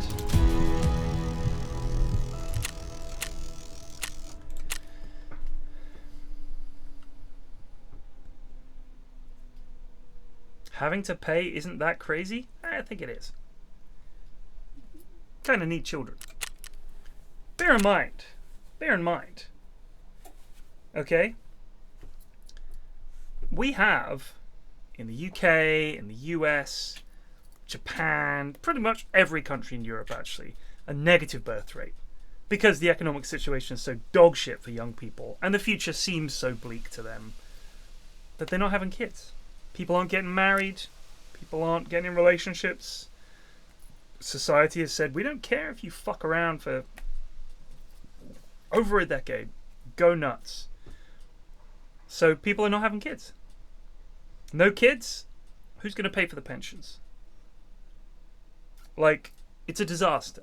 We are getting fewer and fewer and fewer people.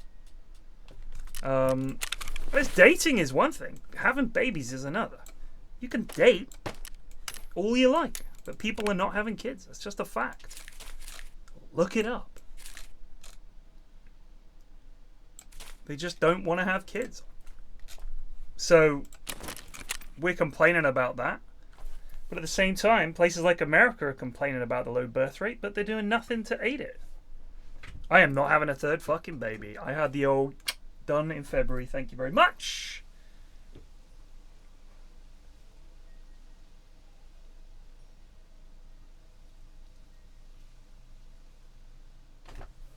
There's a correlation between increased quality of life and decreased birth rate. Alright, so this is the first time.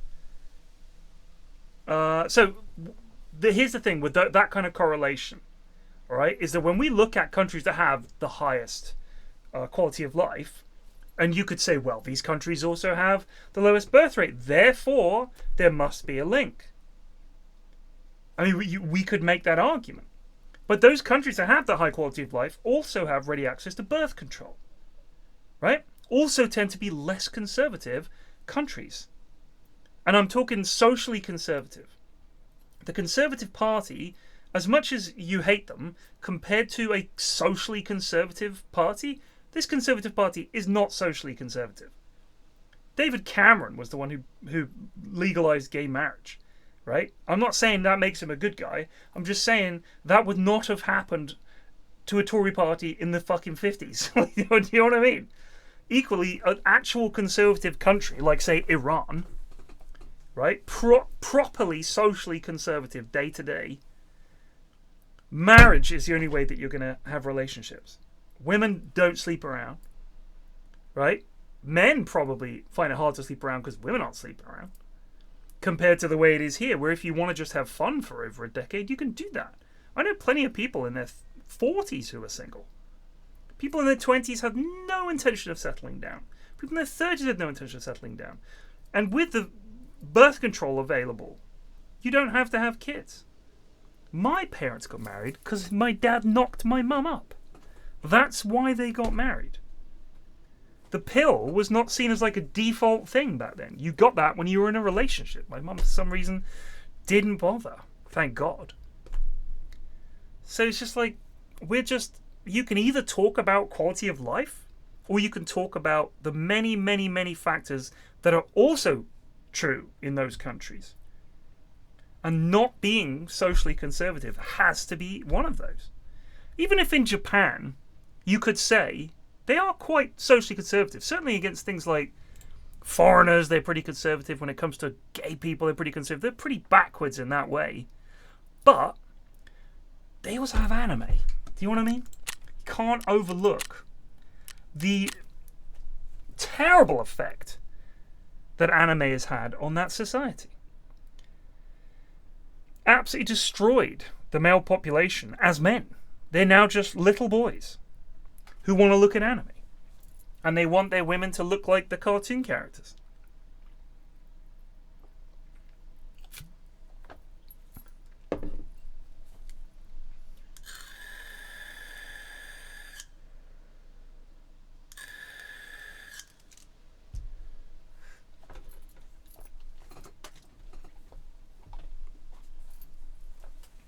I mean, they have these tiny, tiny little apartments.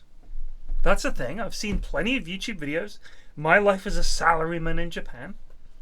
And they live in a box. You're not going to fit another person in your box.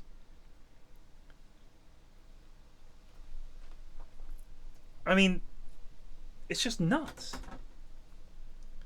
People work long hours in the UK and the US. They still find time to have some kids. Not as many as they used to.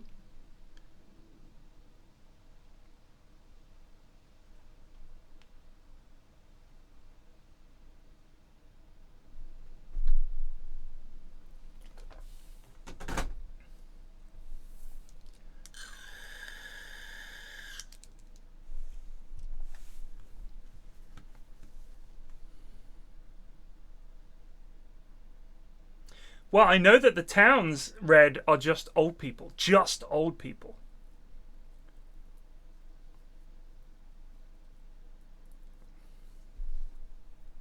My mate went out there to do a TEFL.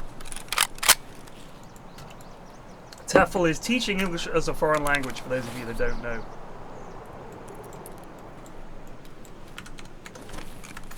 The old 15-shot mag for my little SMG here. What havoc can we wreak?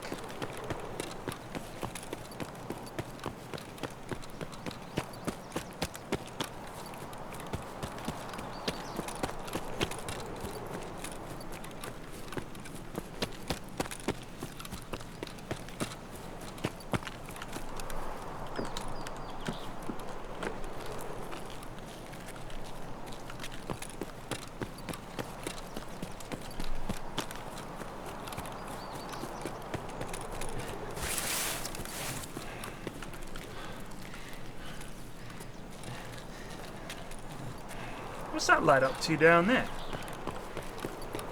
That looks very much like a player.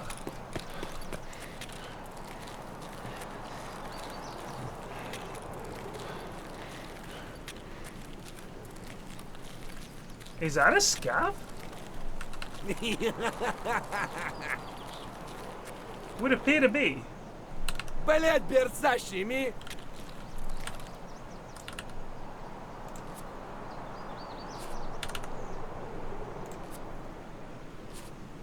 Alright.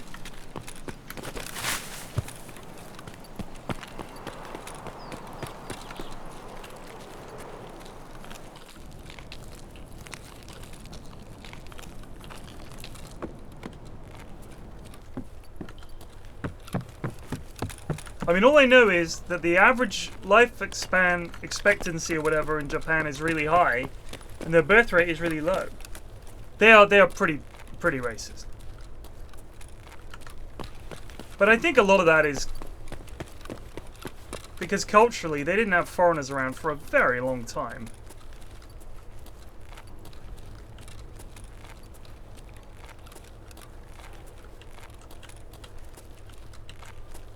Гнида. Hello? Are you one of those PMCs I've heard about, or are you cool? I'm just trying to find a 1G phone, dude. Oh, okay, homie. This is, I need it for the Kappa, so that's why I'm here. If you have it, Are you I'll give PMC? you all my loot. No, I don't have a 1G phone. That's what I'm looking for. I'm not here for the fight. I can give you even my loot if I'm not gonna find it.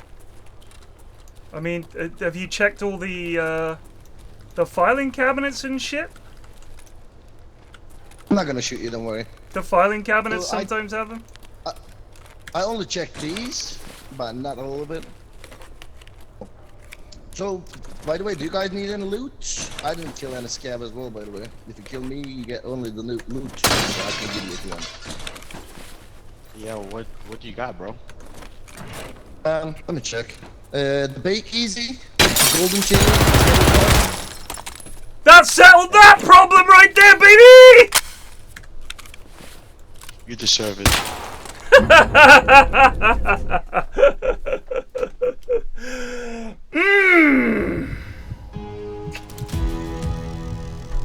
Ruined a PMC's day. I'm happy. I'm happy. Oh.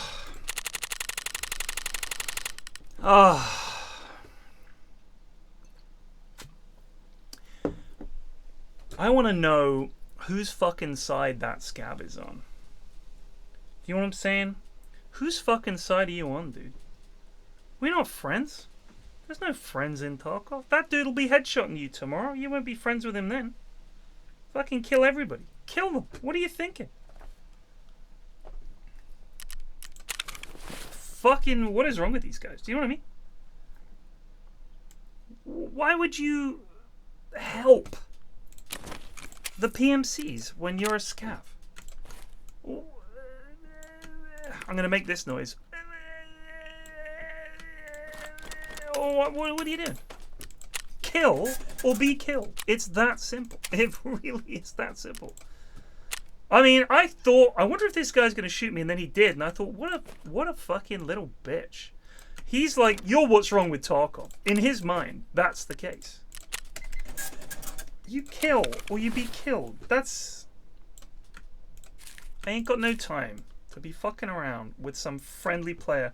I'll give you guys my loot if I want. Fuck off. How about you give me everything you've got? They were not both scavs. One was a PMC. I'm not going to kill a scav. I've hardly killed any scavs this wipe. Like, in terms of deliberately, I don't think I've done even one. Kill the fucking PMCs. Kill the PMCs. It's that simple. It's that simple. You're a scav. They're a PMC. You kill them. They're going to kill you. The fuck? The only time it's acceptable to team up with a PMC is in an extract. If you are like, let's extract together, and you've made that agreement, fair enough. But if I see a PMC, he's got his guard down, I'm going to fucking shoot him.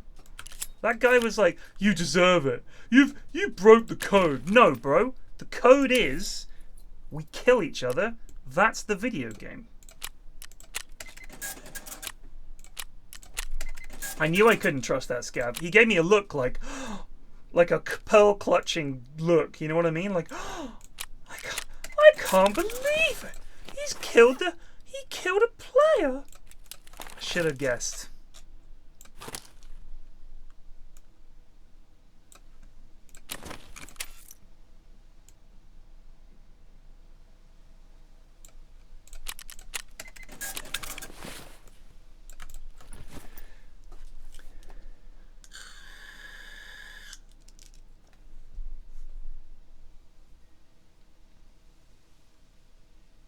Xanthermai, that was last wipe. Last wipe. This wipe, I swore off killing other scavs. Also, if the scav is clearly stacked with gear, it's still game on. Here's my question to you. When did we become buddies? Me and some rando in Tarkov. Sorry, when are we friends? When did this happen? Did I miss the memo? Was there a patch note? Did something in the patch say? By the way, we're all friends now. I don't believe so. Pretty sure the whole point of the game is to fucking kill each other. Where did this come from? This idea? Just I'm gonna say it. It's cuck behavior. Is what it is. Let's take... I mean, we may as well take this. It's dog shit. Do we even have any mags for this?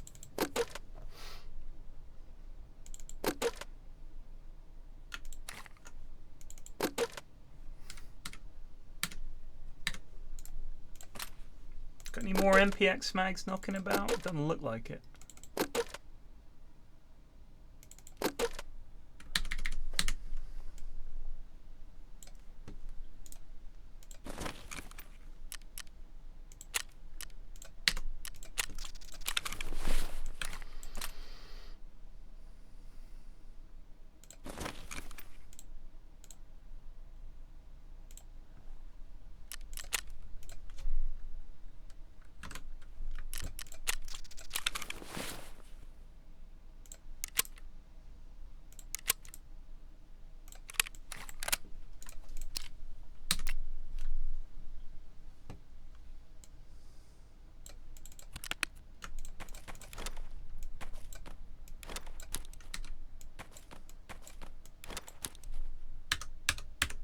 Can't believe that guy. I mean, I can believe he killed me because he's a fucking bellend, but just shameful. What do you think? You're friends with the PMC because he says he wants a 1G phone? First of all, he wants a 1G phone.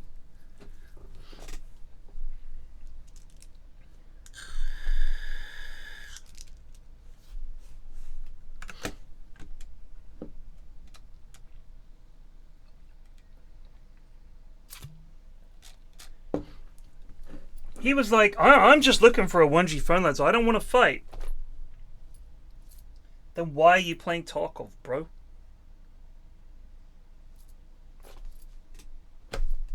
Why are you playing Tarkov?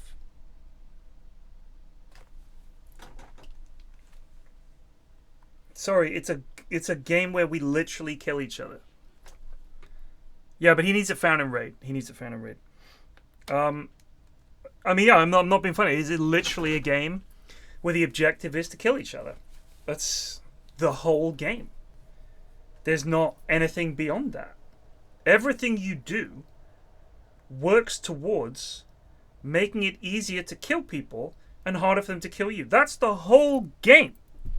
And he wants to be friends? What? There's no friends in Tarkov. Also, that scav that killed me took all that lad's shit. I bet he was like, I'll hide it so this guy gets it back on insurance. Why don't you just stick your tongue up his ass and get it over with? What are you doing? Take his shit and leave. If he didn't, I'm going to be very disappointed. That guy was trying to be nice. What's the next time I'm in a firefight? I'll just call out, hey guys, I don't want to fight. I want to be nice. And they'll be like, oh, sorry, misunderstanding on my part. Don't be ridiculous. It's a gunfight. I ain't explaining shit. I don't need to explain shit. I'm telling you guys why you're wrong to even doubt me. I don't need to explain it. I would do it again in a heartbeat. Give me a chance, I'll do it again. Every single time. Every single time I will do it. If I'm a scav and I can get close to a PMC and kill him, I will do it every fucking time. Unless we're doing an extract. That's the one time. Because then we get to roll the dice. Oh yeah, what are we going to get? Fucking dog shit.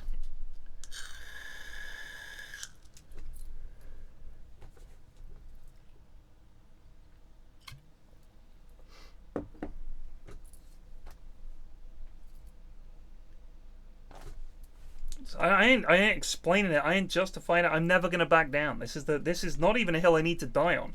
You either join me or you die on this hill. That's as simple as that.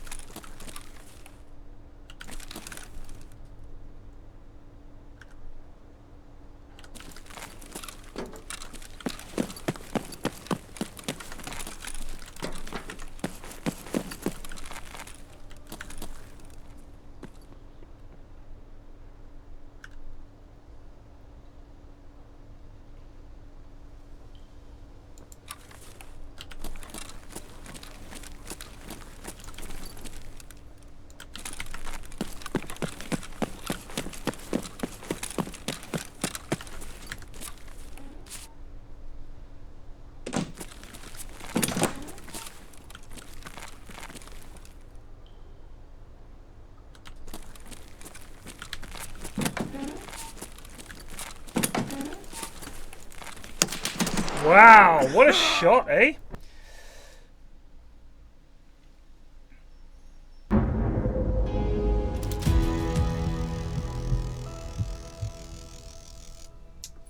I mean, he just fucking head eyes me. What can you do? I don't know what gun he had. Something that shot BT. I don't have the reactions to do that, man. Do you know what I mean? Like when he's like, when I come across the order, he's like, bang, headshot. It's like I would miss that shot. So.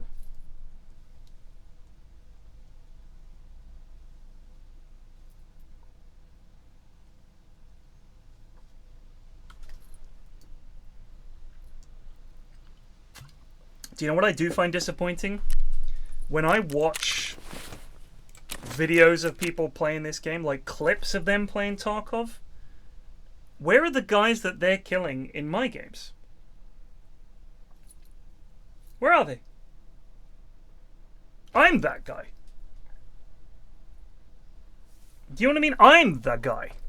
I want to know... Wait. Now, Red. As I've said, unless you can supply me with a tweet from Battlestate Games, we're not talking about when the wipe is. Or even when it's expected. I want to see a tweet from BSG. Wipe confirmed for X date. I watch clips and they're like jumping around. Oh, there's a guy there and there's a guy just running in the open. They're like, bang. They're like, what was he doing? I never see those guys. All I see is Darth Vader. And he's like, bang! And I'm dead. And I was like, I didn't even get a chance to shoot my gun. No matter how careful I am.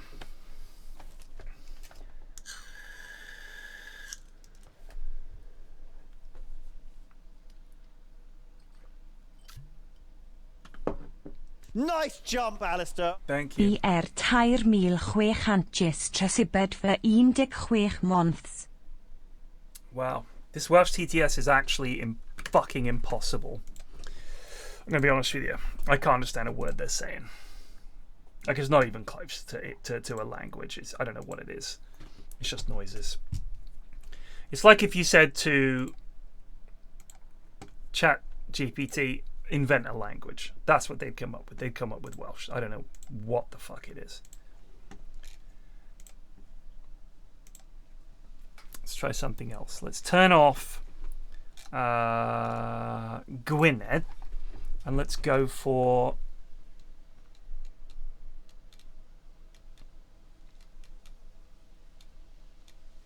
I wonder what Yagmur is like, the Turkish lad. We'll try Turkish.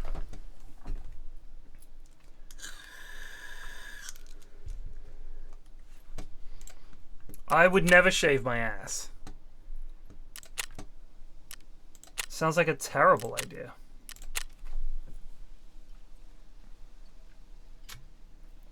So the whole hair growing back thicker thing is not a thing. I know a friend of mine claimed that it doesn't grow back thicker, it grows back quicker, which I think is also bollocks. I think the reason it feels worse is if you look at a hair, it comes to a point, but the moment you cut it, it's a flat edge. So it feels thicker because it doesn't come to a point. That's my assumption about it.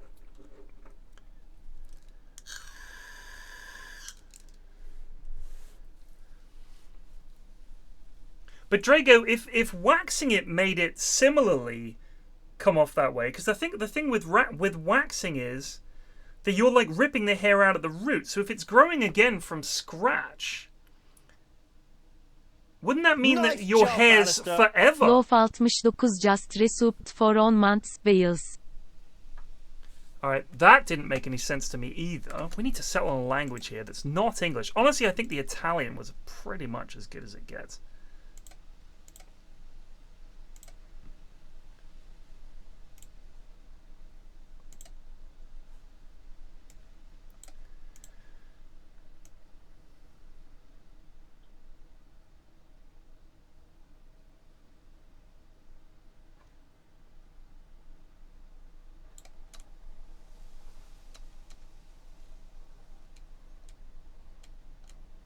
Let's try this lad.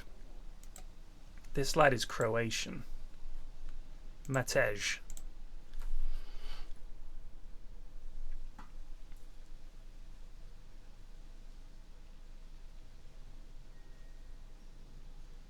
Waxing is the way. I mean, I waxed my back a long time ago. I have a hairy back, so Mrs. F was like, "Why don't you try waxing it?" And I did.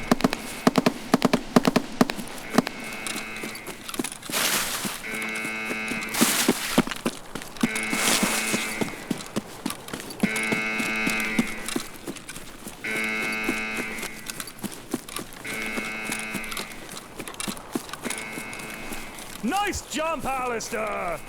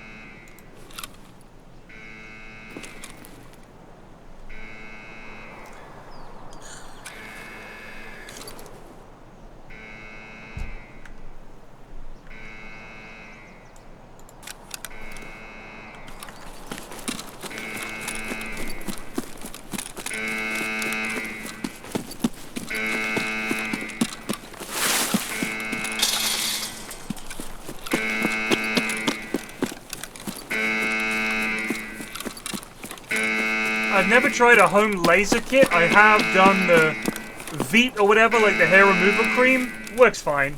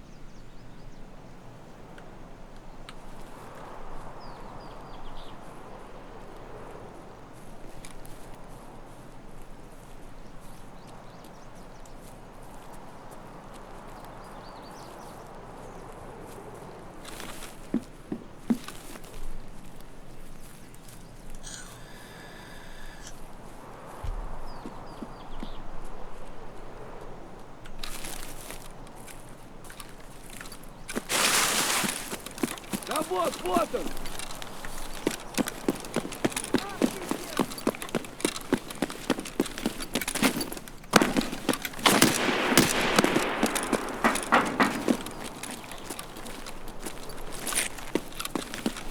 What do you see, friend?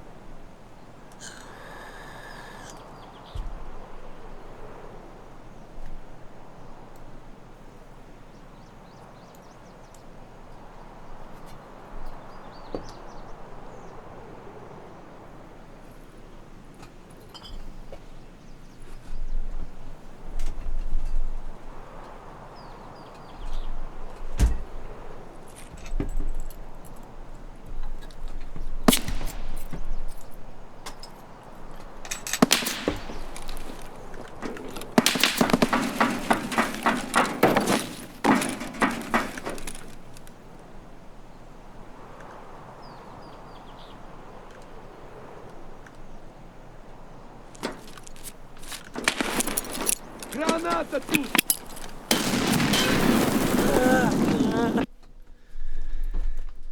Wow, that was some fucking throw by that guy, huh?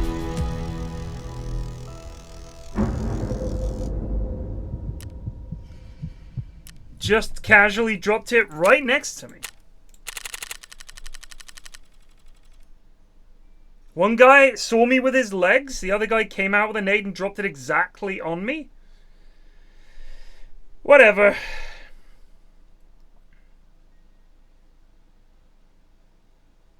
Twinks are young gay guys that are kind of not... They're sort of, I guess... They're the bottom.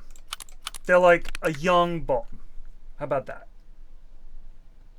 You know what I mean? They're not like I know Dave did a thing a while ago where he sent me a thing explaining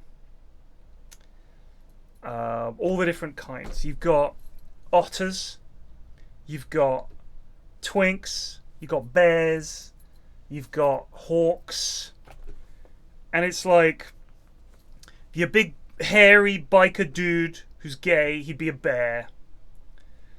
The hawks, I think it's hawks, it's something like that, are like older dudes that prey on twinks. They're like predatory twink fuckers, you know what I mean? Twinks are just like, I'm pretty sure you have to be young to be a twink.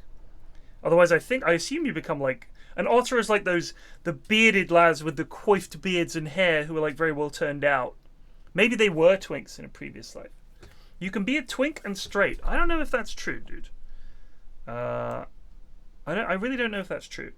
Let the gay people have something. How about that? How about you can be a twink if you're homosexual, but you can't be a straight twink? Like, what the fuck is that? Well, you're a straight dude who fucks older men? What the fuck are you talking about?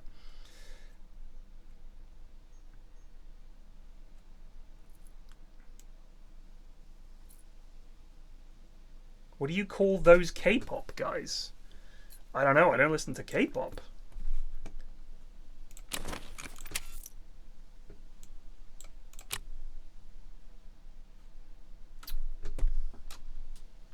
So going in with a dick hat.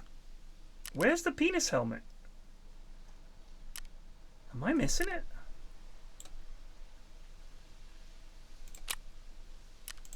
Is it that? It's just not loading in for me? Tarkov is so weird, isn't it? Look at this shit.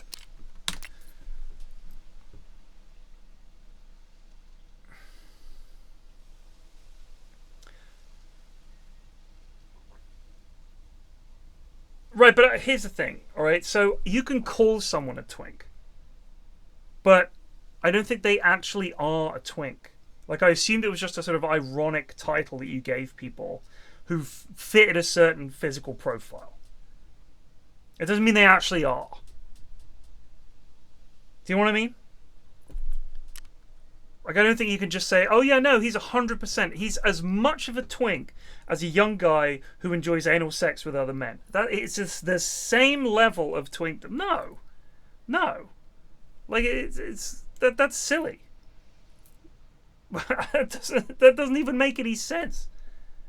Well, you just don't identify as a twink? Well, you're not. I mean, I identify as a fucking bodybuilder. Come on.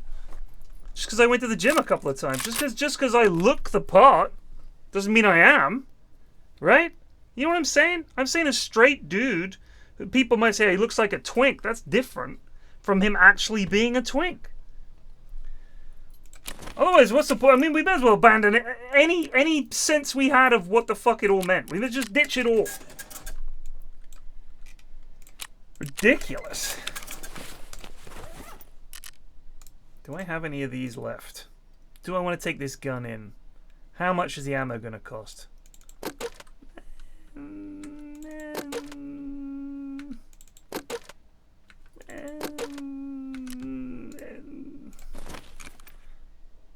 I know that Chad hates this gun. He's worried I've got it juiced up with something peppy. Little does he know. I'm far too stingy for that. Sure.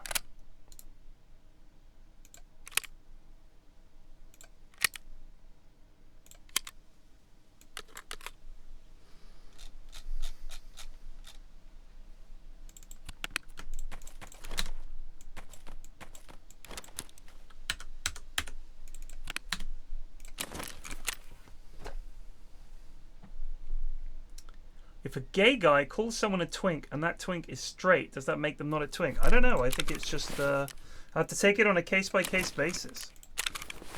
I'd say in general, if you call someone a twink, it's more like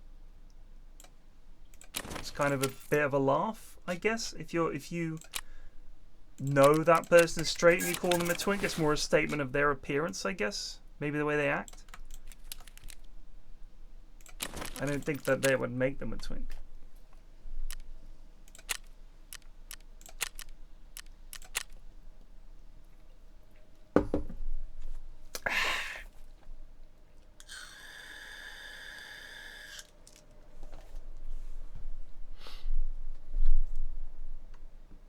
Yeah, it would be weird. It would be weird. I'm a twink. Like, I would assume you were a homosexual man if you said that.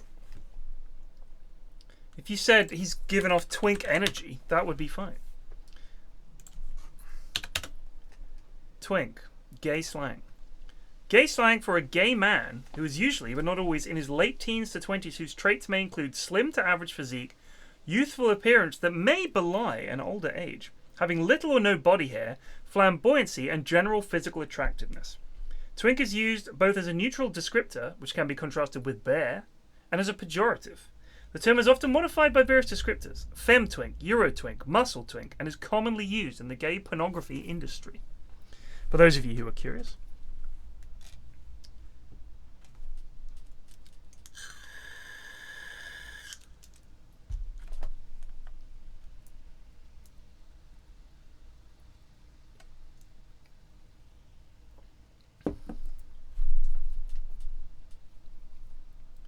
A twink is memorable for his outer packaging, not his inner depth.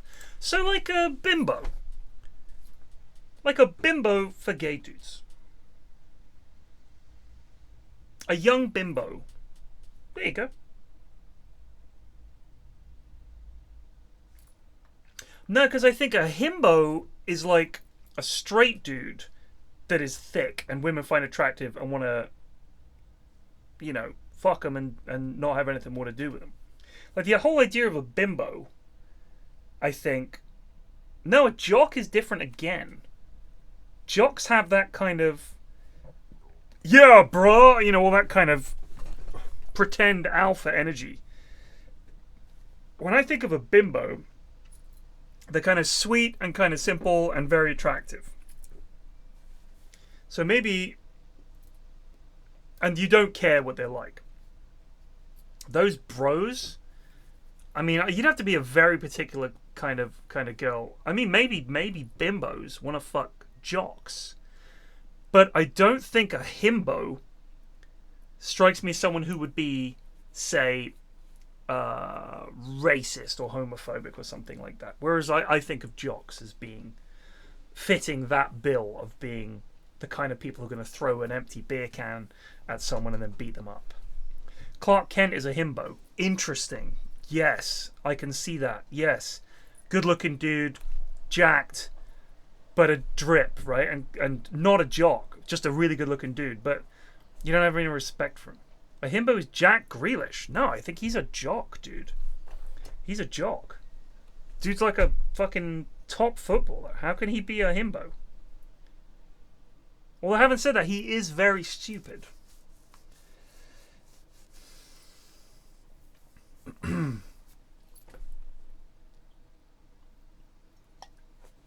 I think the reason that we're struggling, and bear with me here, is the heterosexual slang for men is generated by women, heterosexual women. So women have come up with slang terms for dudes, but it's not that often that older women are able to routinely bag younger men. We call those women cougars, right? Cougars, who are like, you know, women in their late 30s, early 40s, maybe even their 50s, who are trying to bag young fellas. Those women are cougars because they prey on getting young dudes. But I don't think that they have the twink equivalent to call upon. Do you know what I mean? I don't think cougars are in their late 40s. I would say nowadays, if you're in your 30s, people who are 21 think you're ancient. My kids were describing old people the other day.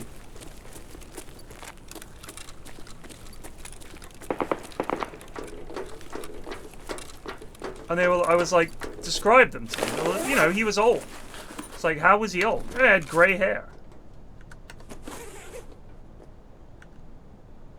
I've got grey hair. Toy boy. Exactly, toy boy. So I guess, that's a good point, I guess that the heterosexual equivalent to twink is toy boy.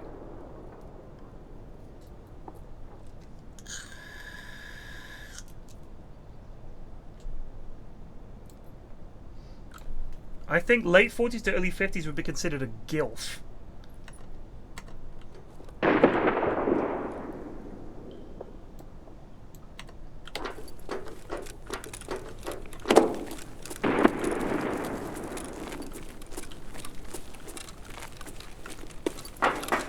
As unfair as that may be.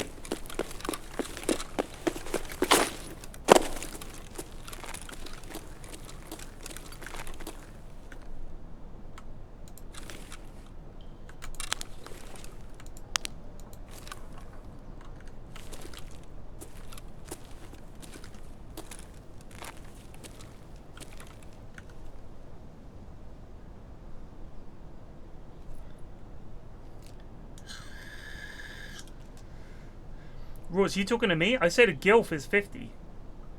That's actually what I'm saying.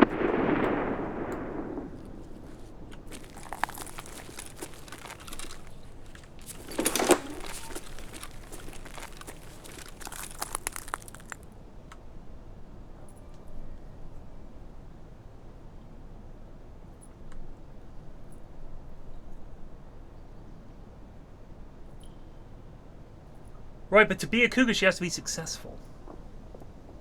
And I'm questioning the volume of 50-year-old women who are bagging 20-year-old dudes that aren't teachers, Lamau.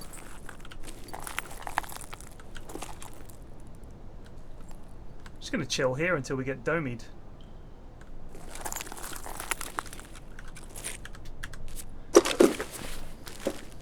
I think a DILF is much like a MILF. They have to be of a certain age. I don't think you can be a DILF who's 23. You're just a dude who fucked up.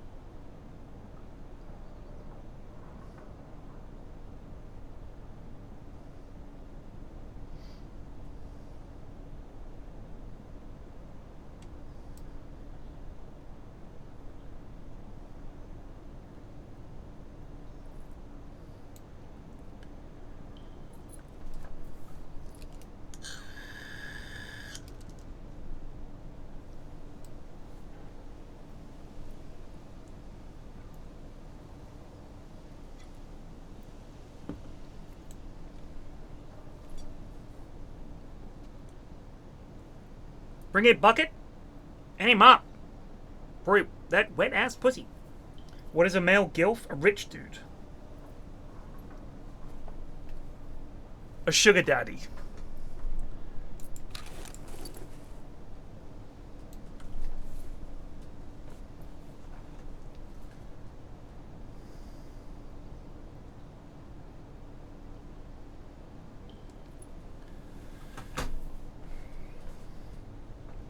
A gadilf is the Australian version of a gilf. Gadilf. Any Aussies in chat? Is a Sheila just any woman, or does a Sheila have to be a young woman?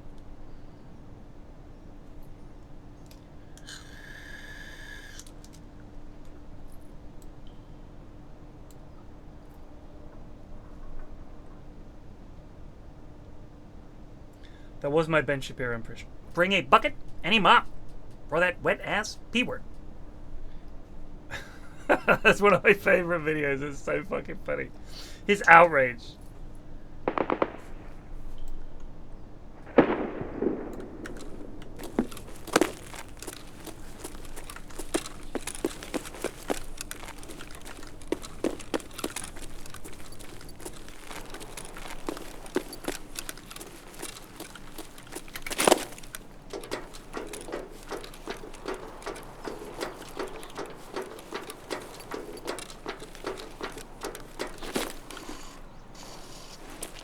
This is the spot, boys.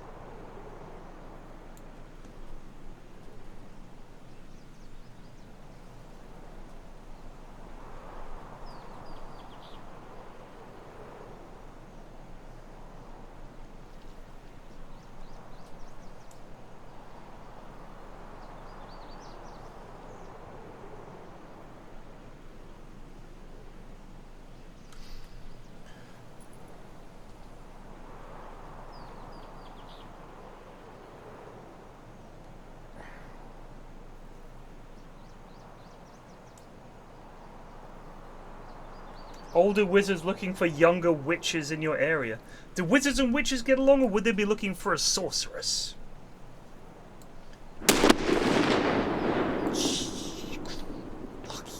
Jesus.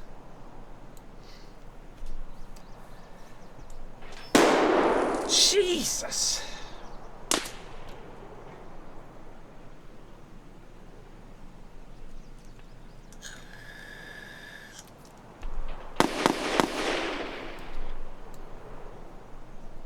Sorceresses aren't old. Oh, kinkier, hotter witches. No, I think they're wildly different. Witches rely on potions, curses, and hexes, as anybody knows. Sorceress is a woman whose embodiment of magic is innate.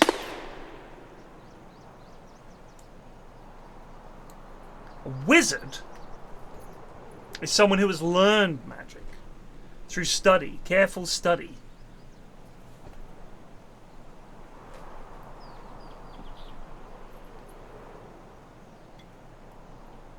Hexes, curses, sacrifice, potions, all that kind of shit. They're into that. Someone's gonna run past us here. How long have we got left? Oh, merely half an hour left, chums. Did we bring a snack? We've got sugar, so if it comes to it, we can chow down on some sugar. Some sweaty boys are gonna come around this corner, and somehow I'm gonna kill them with my BCP ammo. Would I be a warlock or a wizard? Ooh, I've always admired what wizards do. You know what I mean? Smart lads. A crone doesn't have any abilities.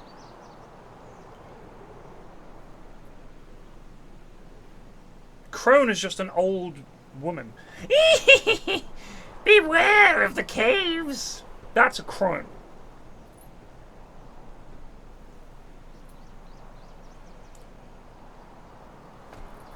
I don't like being the fucking sorcerers in D&D because you have a limited number of spells. Where's the fun in that?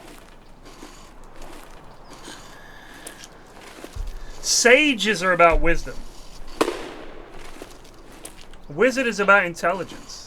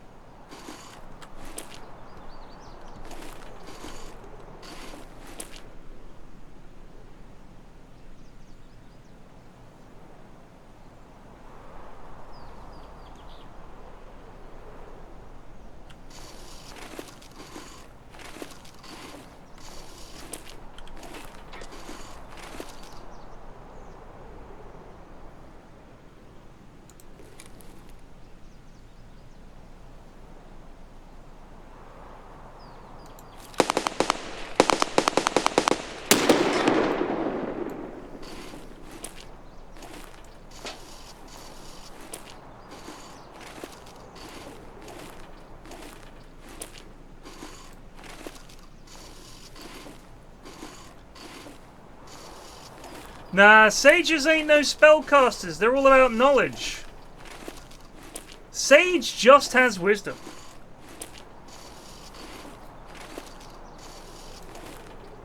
Sage is like, oh, the mines of Morphogio, you say? Yes, let me consult the scrolls. The old grippers that were in Game of Thrones that were like, what do they call them? They knew a little bit about healing. You know, they were basically just old lads who had access to books. You know what I mean? Those were your sages. The Meisters, exactly. They were sages. They weren't wizards. No, they're not old boomer wizards. What are you talking about? They're not wizards. They got no fucking spells. Wizard has spells. Gandalf, if you want to go down that road, would be a sage, because he's old as fuck. But he's clearly a wizard.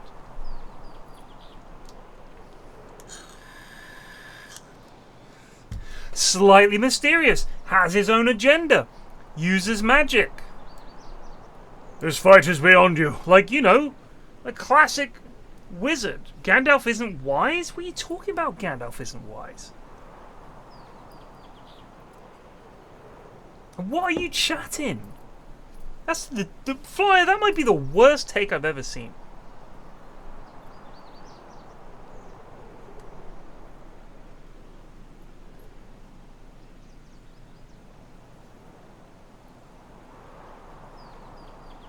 Bold things? What? What? Sorry, explain yourself right now. Purposefully does bold things. What does that mean? What, it's unwise to do the right thing? Even if it's bold?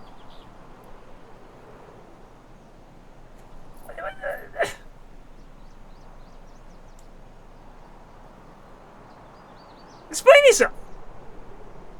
What are you even talking about? He knows the way this is going to play out.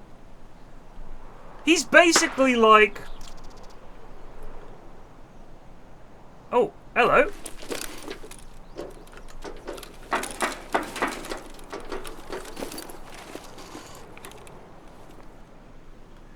Imagine if in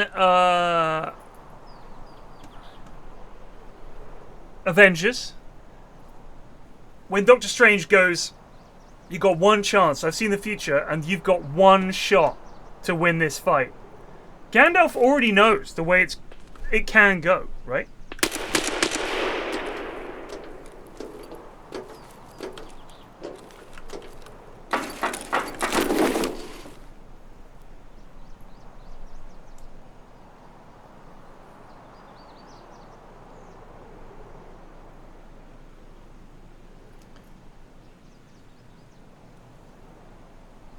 Doctor Strange isn't wise either, Lamau. Doctor Strange, it's an analogy using another wizard, okay? His whole point is he is not wise. He has to go, in fact, to an older version of himself, like the one, for wisdom. But the point is, I said it's like when he goes, you've got one shot. Gandalf doesn't have to cast a spell to see the future. He's like a being outside time, right? What is he called? What are the Silmarillion or whatever it is? He's some kind of magical fucking being from space. And he's already like, he already sees all paths and shit. And kind of like God, he can't say, here's the plan. Do this, and this, and then we'll win. He can guide and shit. Here's Starry, Maya, whatever. He's one of those lads. He's very, very pog. And he's super fucking wise. I think saying Gandalf isn't wise because he does bold things is a dreadful take.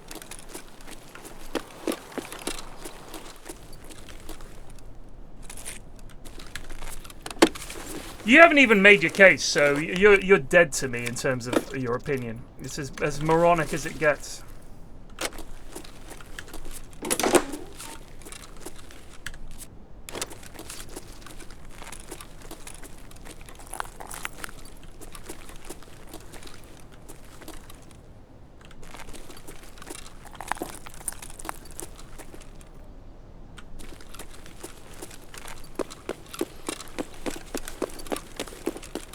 No, I don't think he is wise. I think the whole point is he's impetuous. And certainly in the Doctor Strange standalone movie, he does things that are like, look, I'm doing this because I think it's the right thing to do. And people are like, you probably shouldn't fuck with the multiverse. And he's like, it'll be fine.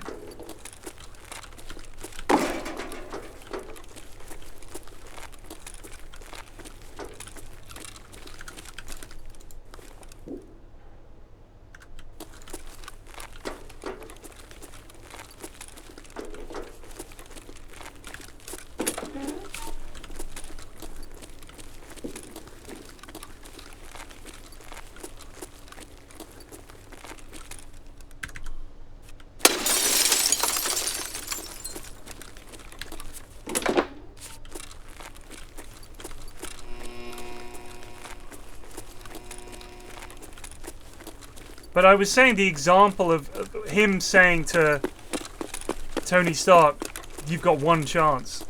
It's kind of like Gandalf already knows what you need to do to win. But he also knows that he can't tell you or it won't happen, right? Like, pretty sure they just lifted that whole thing from Gandalf from Lord of the Rings. I always got the impression he already knew. Because there's a moment where Frodo's like, I'll take the ring, and you can see the relief on Gandalf's face because he's like, thank fuck, because if that hadn't happened, things are going to get really bad.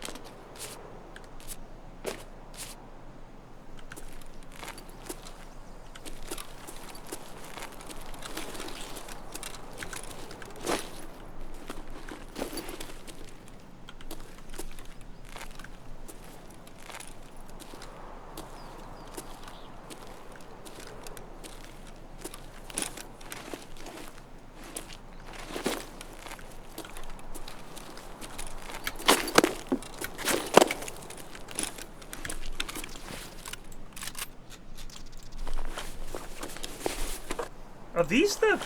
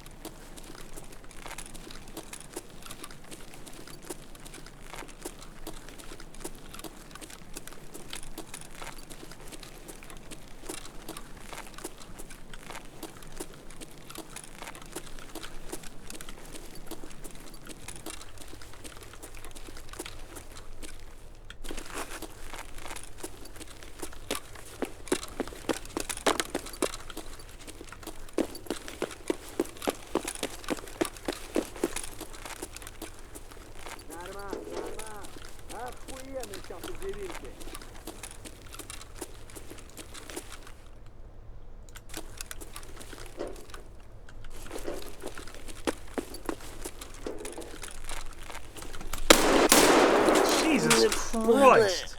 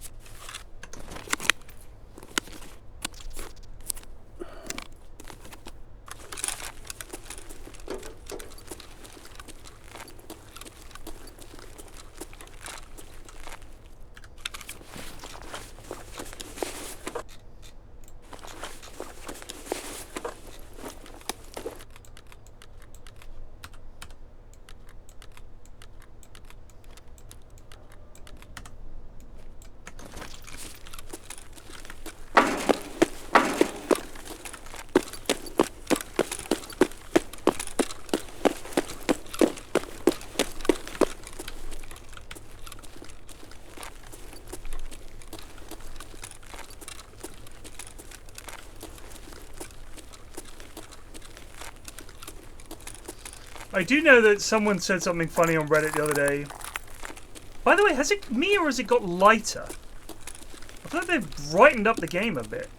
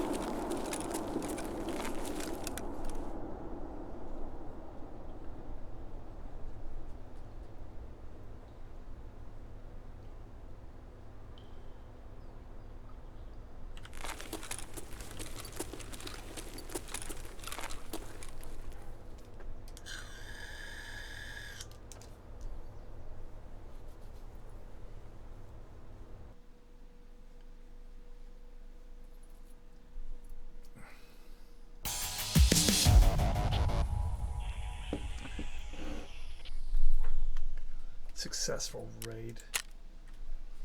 Killed 2 scavs.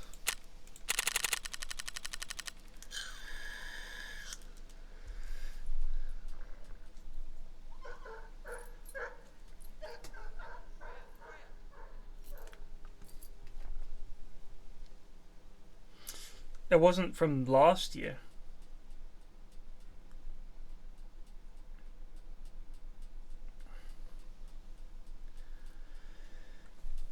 See if we can get out. We did get out. Excellent.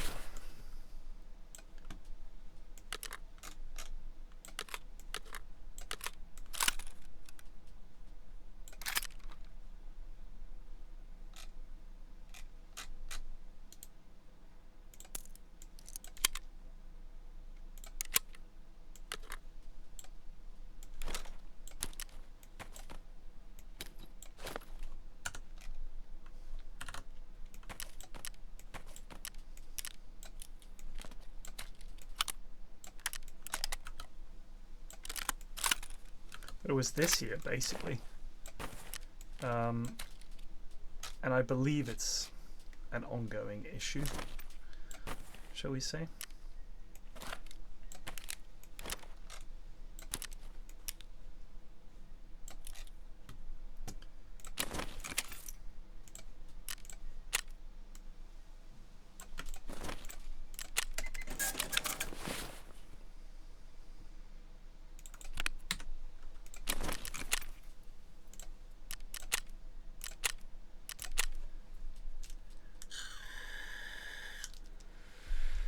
Yeah, I'll play Baldur's Gate. My only problem with Baldur's Gate in the first place, I think that there are multiple ways you can do Dungeons and Dragons, and when Baldur's Gate came out, which was a long fucking time ago, when did Baldur's Gate come out? So the first one came out in 1998 and the second one came out in 2000. So I am more of a fan of the gritty, grimy, medieval Warhammer fantasy role-playing game version of that kind of universe, where there's a lot of, you know, grimy backstabbing and everybody's kind of mucky and everywhere's kind of like, did you ever play I think it's Care or Care City Port of Traps? Let's see if I can find some images for you for Care City Port of Traps. So the artwork for this game was some of my favorite of all time. I'll see if I can find you some.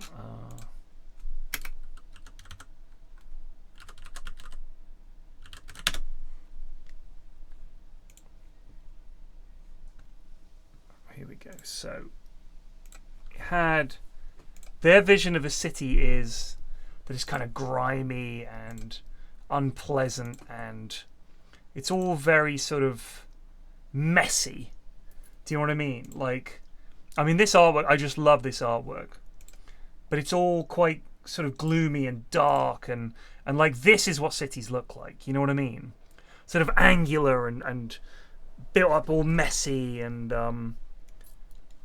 I love that. And I felt like the other way that you can go with D&D is, oh man, everything's so nice and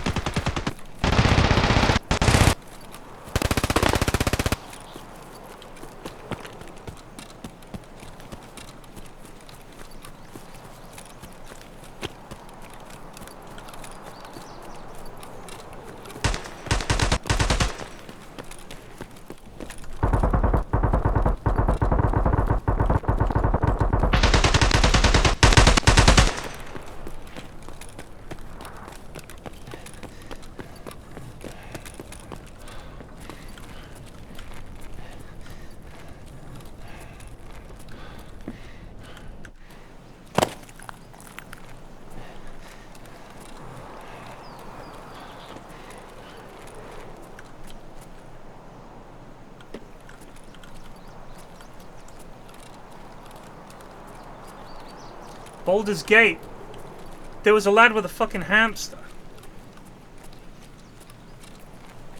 You know what I mean? And everyone was kind of like called, oh, he's called Tweedly Feedly, and he's friends with Bodley Fodley, and they are, one of them is an elf, and the other one is a halfling, and they are the most powerful warriors. I was just like, what, who is this for?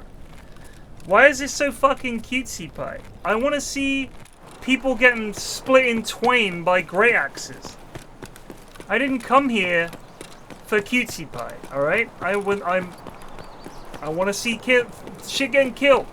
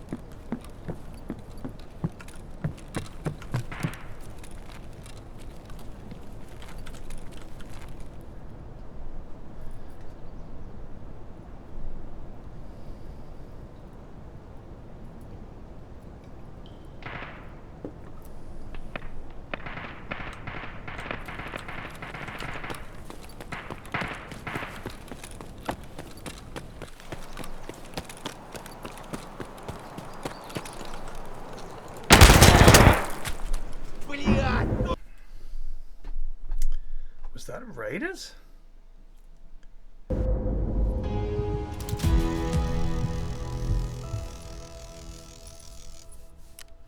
The fuck?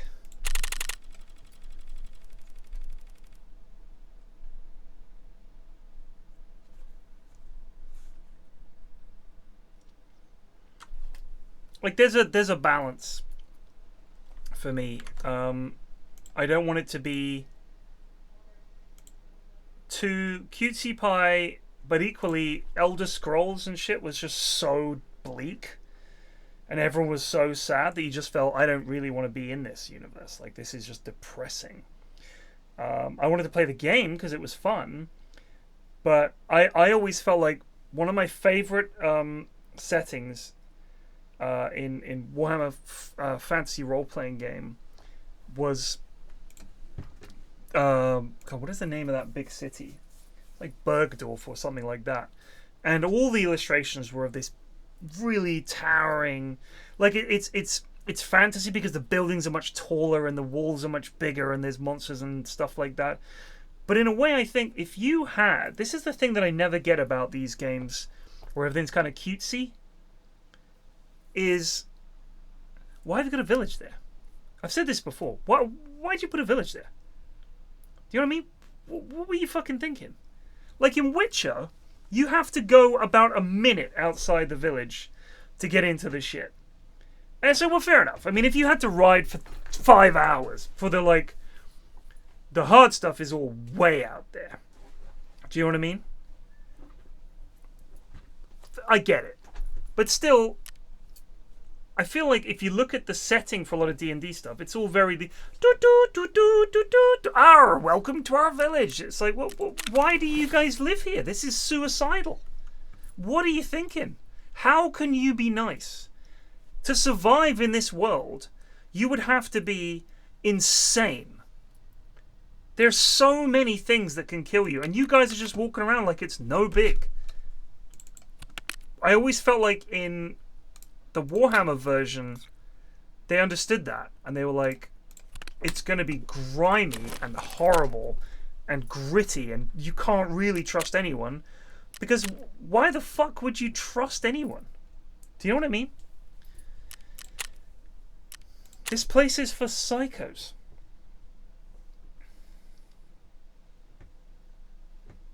Neverwinter Nights, I quite like the setting for Neverwinter Nights.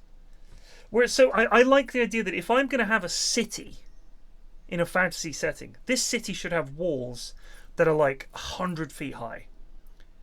Like, there's no reason for you not to. Because there are so many things out there. How did the city ever grow? Because the moment it got to a certain point, you should have been swarmed by all the various creatures out there that are looking to kill people. And we already know that a dragon should be able to absolutely fuck you up.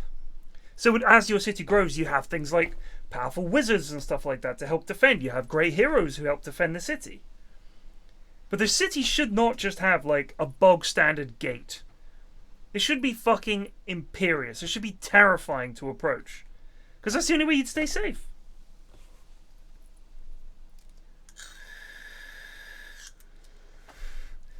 You know the way in like any kind of post-apocalyptic setting, you had,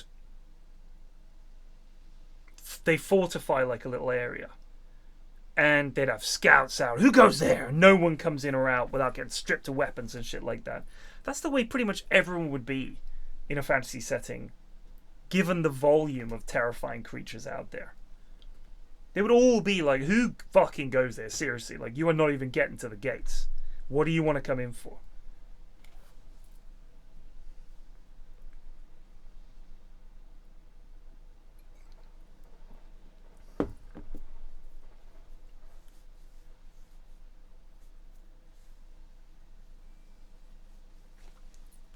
Oh, Attack on Titan. Fucking hell, what a shit program. I watched the whole of the first season. I've said it before. Their characters, they cannot do character development on that show. On any of these animes. They can't do it. I watched up to the point where his mum got eaten. Tell me about his mum. Which is this character's entire motivation. Tell me about her. Anything? No? No. Because she's just a default fucking character. And this entire character's generation of him, why he became this shit. Why he became one of those guys who's, the whole idea of killing the giants is that they jump around and they have ropes. Sure, that'll do it. Like, they're basically the snow speed of taking out an AT-AT, right? His mum is like, oh no, you shouldn't do that. He's like, Mum, you can't tell me what to do. Then she gets eaten and he's like, it's like, hold on a minute, son. We didn't get to know her. I mean, yeah, if you want default rubber stamp, his parents were killed by these things, so that he wants to take revenge. Like, bam.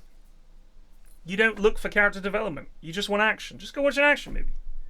Like, all that shit like fucking Dragon Ball Z and stuff, I respect that more because it's just pure action. I assume. That's all I ever see. I don't see long chit-chatting and bullshit like that.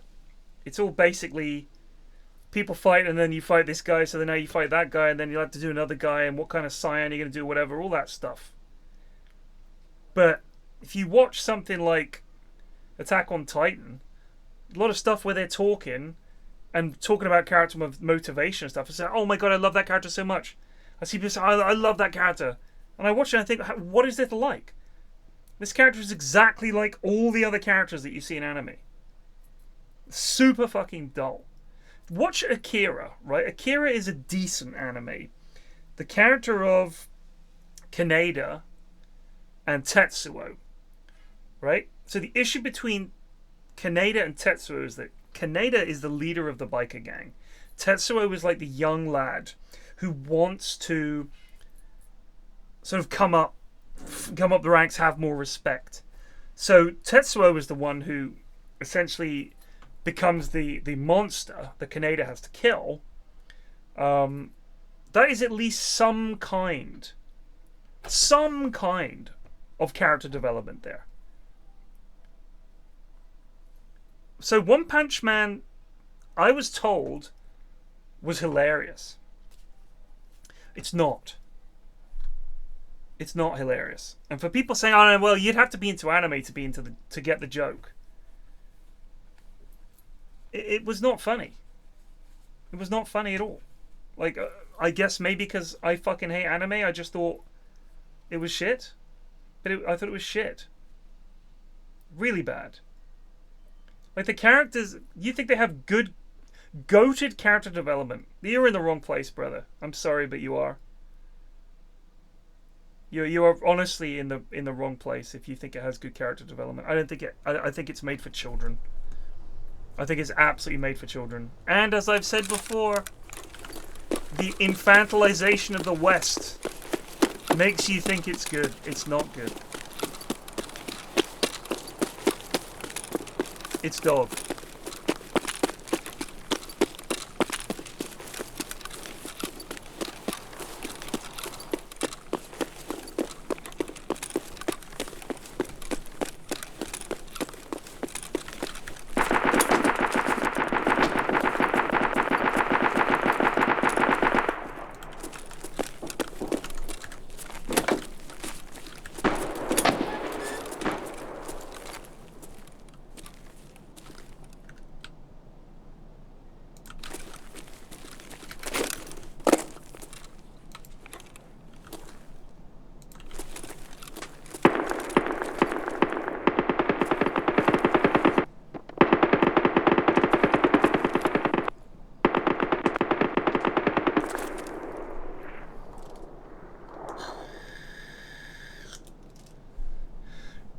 So I think the thing is, BitSpirit, I don't think, and I say this with the greatest of respect, if you are someone who grew up watching a lot of anime, I don't think you've seen anything good. I think that's the issue. The people I know that watch anime, I think this is a really weak version of X character from something else that I've seen. Or this character is exactly like the same one in every other fucking anime I've seen. So if I'd only ever watched anime, I'm sure it seems really good. But if you've actually seen good stuff, you'll kind of realize that actually it's dog shit. Because all I've ever watched is anime. So to me, it seems really good, but it's really not. It's shit.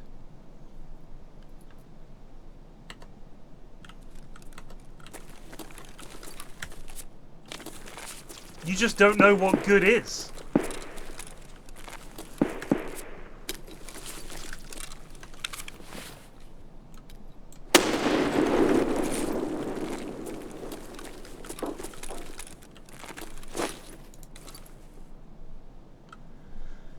Chums, was that aimed at me?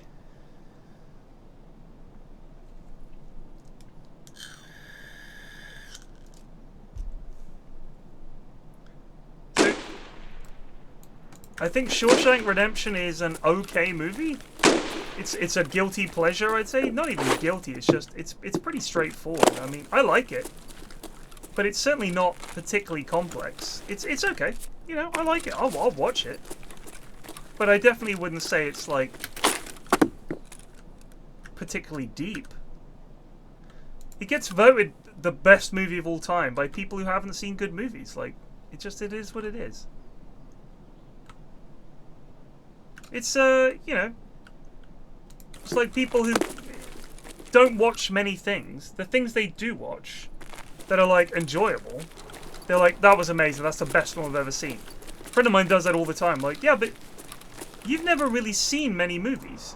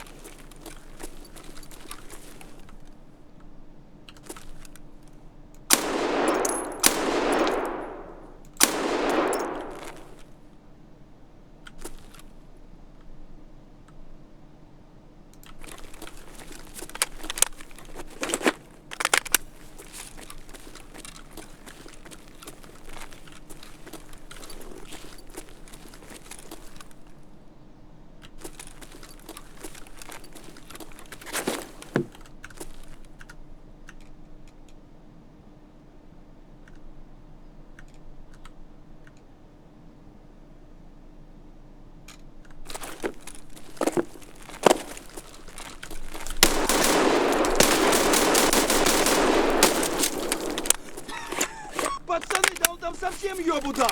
Слушай его! Это наша точка! Влад петух!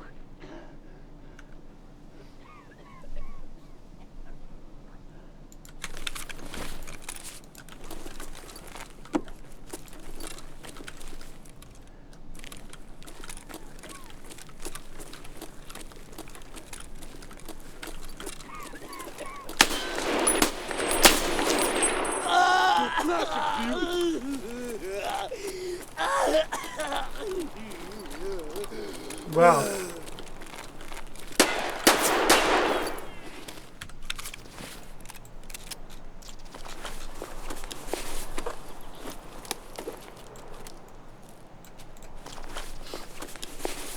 Yeah, there's one more inside.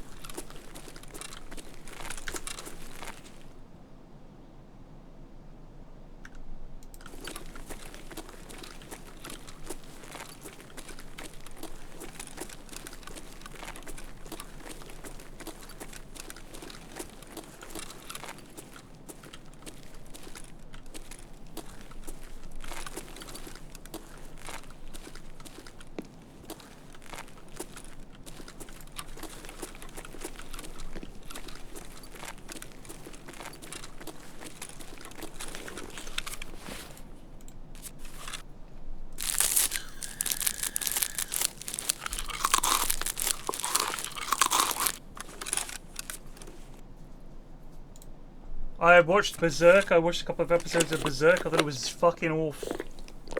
Had the exact same absolute carbon copy characters that all of these fucking shows do.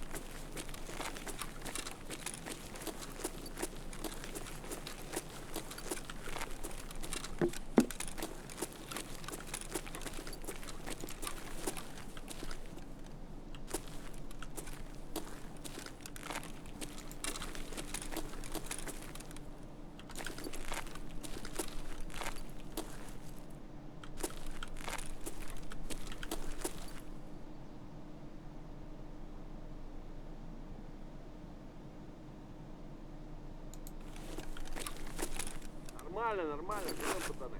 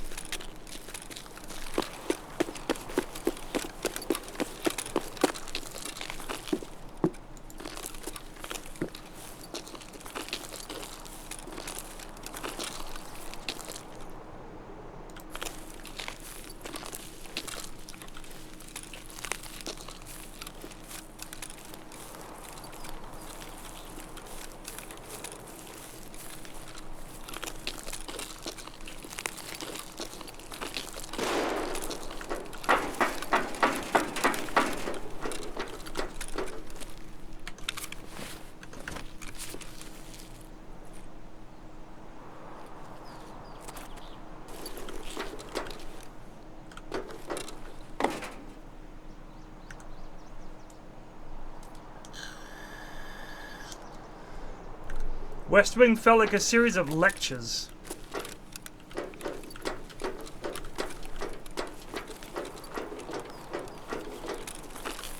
Every episode built up to a big speech.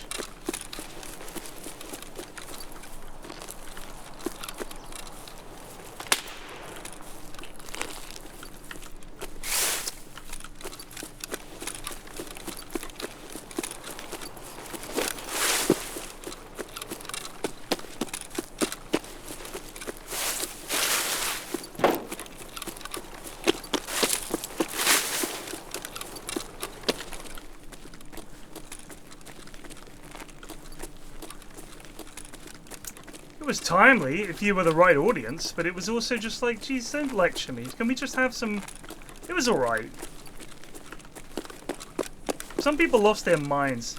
It was pure fantasy. It was liberal fantasy. And I say that as a liberal, but I can recognize exactly what it is. You can't fit this up your ass, can you?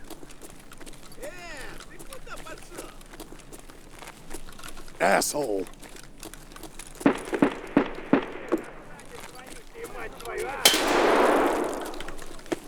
Come on, I need a backpack.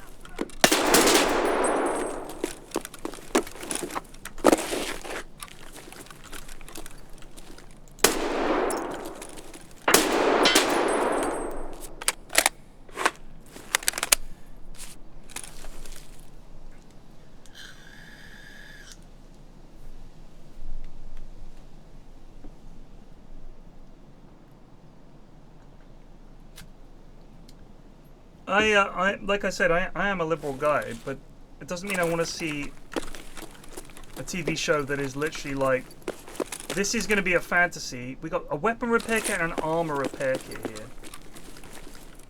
2 weapon repair kits, actually.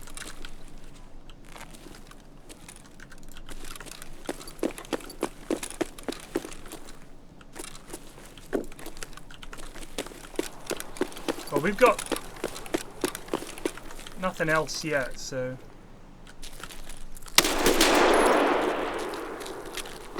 Is this a player, maybe? Surely not.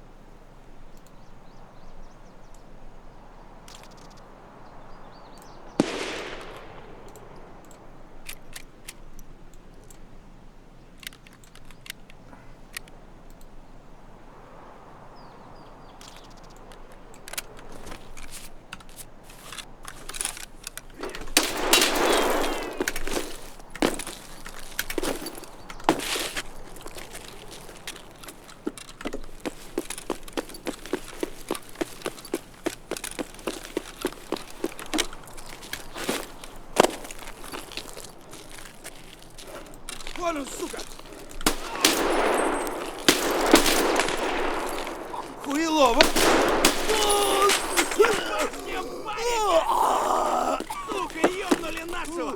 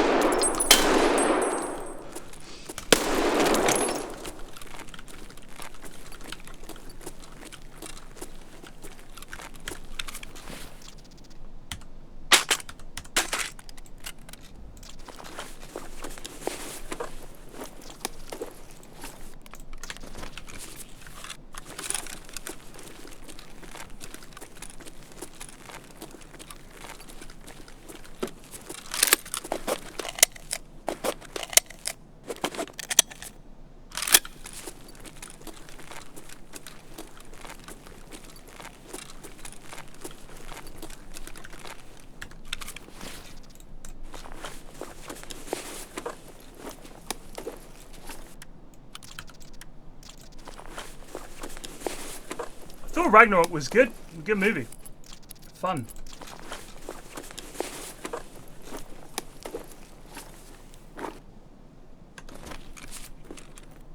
Ну и чё, тут есть кто, нет? Слушай!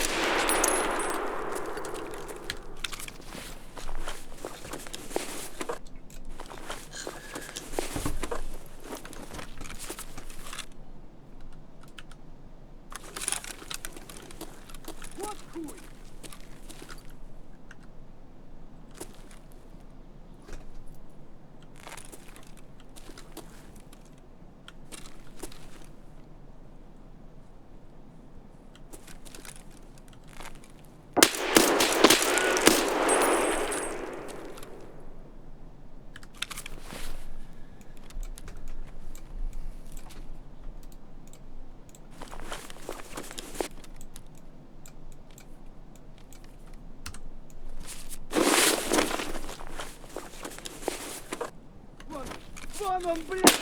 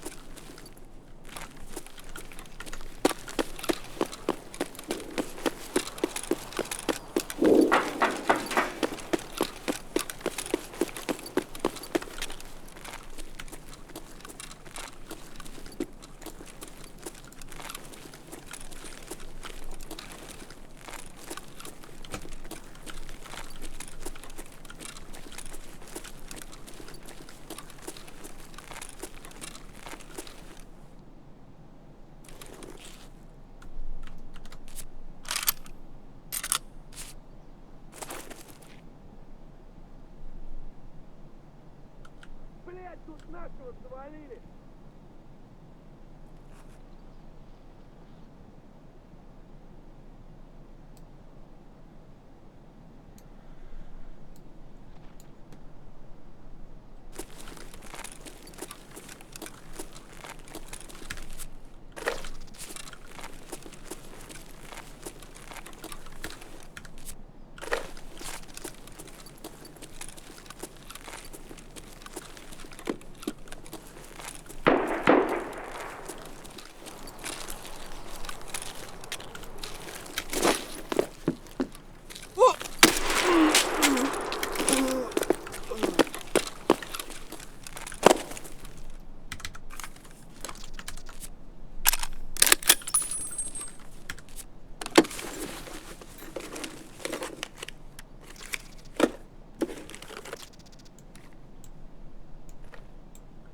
Can't do it in raid? That's a damn shame.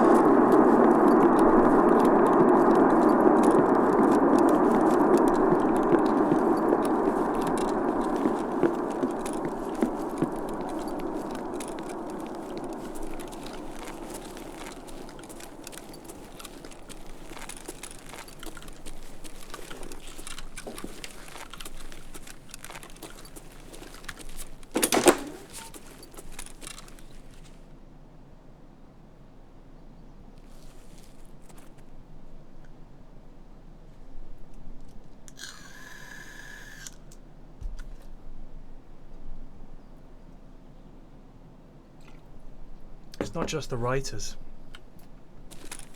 The actors are coming out now and saying, well, fine, we'll fucking strike too. Which is great.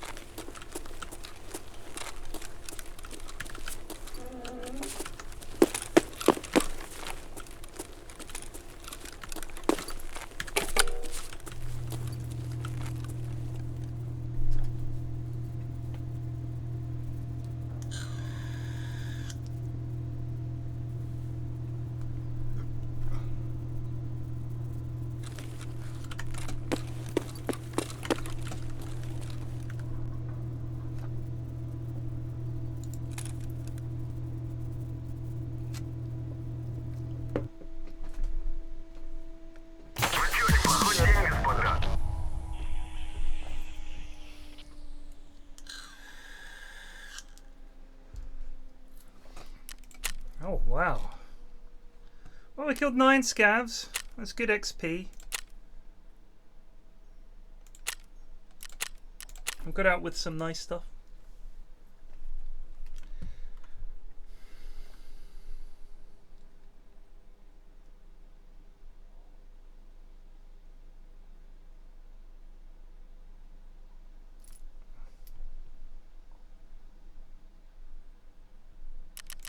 Anyone that thinks their job exists in a vacuum is probably a fucking idiot. Like, if you think that... Like, the argument falls apart very quickly. If I said to you, the only reason your job exists is because of me. The only person who can legitimately say that is the customer buying your shit. That's it. It's the only person who actually can probably genuinely say, if it wasn't for me, you wouldn't have a job. And that is probably true. Because if I own a business that sells something and nobody's buying it, apart from a few customers, I think it's fair to say they're the ones keeping me in business, right? But if you have a job in a business selling stuff, what are you selling? Whatever you're selling, someone's had to make. And equally, yes, if you weren't selling it, they wouldn't have to make anything. But even an idiot could see that you depend on each other. That's the whole point. That's why some people are making things and some people are selling things. Because if you didn't have both of those things, what are you selling? And if you don't exist, what am I making it for? You know, it's just stupid. But I don't know anyone that really thinks that. I mean, salesmen always... The thing with salespeople is this. I think I did selling for a while. Yeah, you can't go into it with a sort of apologetic, mealy-mouthed, no, shucks, maybe you could buy our product. The guys worked hard on it. You've got to be a little bit cocky because it's like poker. You're trying to convince someone. This is the key to sales. I'm convincing you to buy something that is worth less than you're going to pay for it. That's the inherent issue with sales. You know, I made this for $1,000. I want you to buy it for $10,000. And here's all the reasons you should. I have to know my business. I have to know your business. I have to know what your challenges are. I have an idea of what your budget is. I have to know what my competitors are selling. And I have to be able to say that mine is absolutely 100% better than yours. It's like poker. Because I have to essentially bluff you that my hand is a good one. And that you should definitely fold and give me the money. That's it. Like, there are different ways to do it. There are different kinds of sales. If you're selling cars, do you know what I mean? If you're selling cars, that's different. Because you don't know what kind of punts you're going to get walking in. But if someone comes in and says, I want to buy a car, and I'm an honest car salesman, what kind of car are you looking for? If I'm a dishonest salesman, I'll say, take a look at the new blah blah. Do you know what I mean? Very much like making love to a beautiful woman. Swiss Tony. Swiss Tony. I'm going to find a Swiss Tony clip. Swiss Tony. I thought it was Swish Tony, but for some reason it's Swiss Tony. There's a woman, Paul. Alright. We'll come back to this.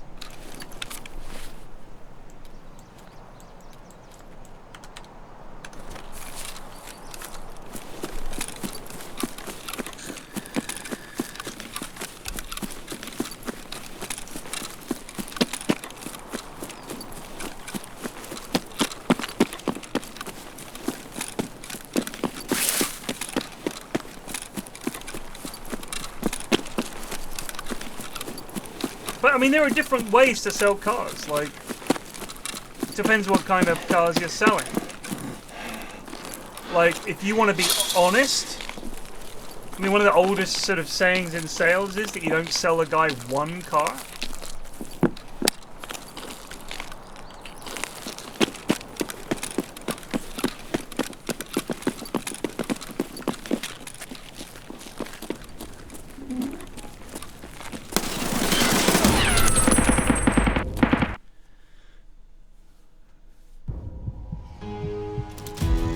How come I start shooting the same time as him and I die?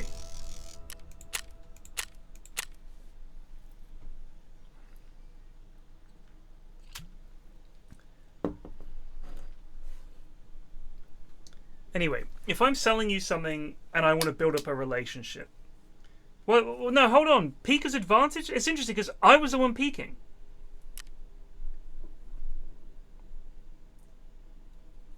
Saying. He had to open a door and he was still fine.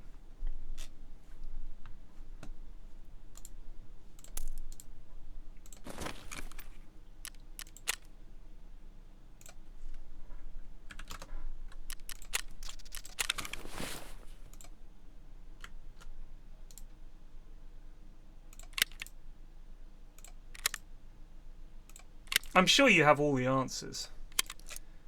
I wish you were playing instead of me, honestly. You guys clearly know what you're talking about. 60k? That's it? Shocking.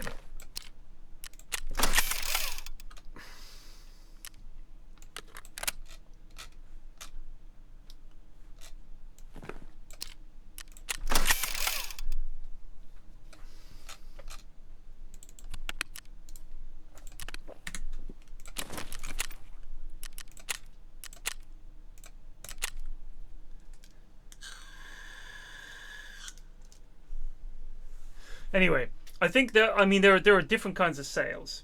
Like one of the things that I sold advertising for Exchange and Mart, which is a now defunct magazine that was literally a place where people listed sofas they had for sale or whatever crap you had, and they also had a section where you could sell cars.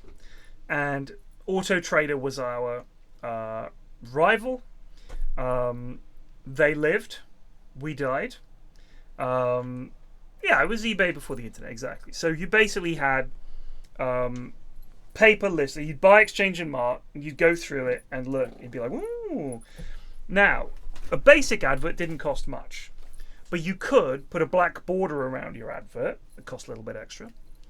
Bold some text, cost a little bit extra.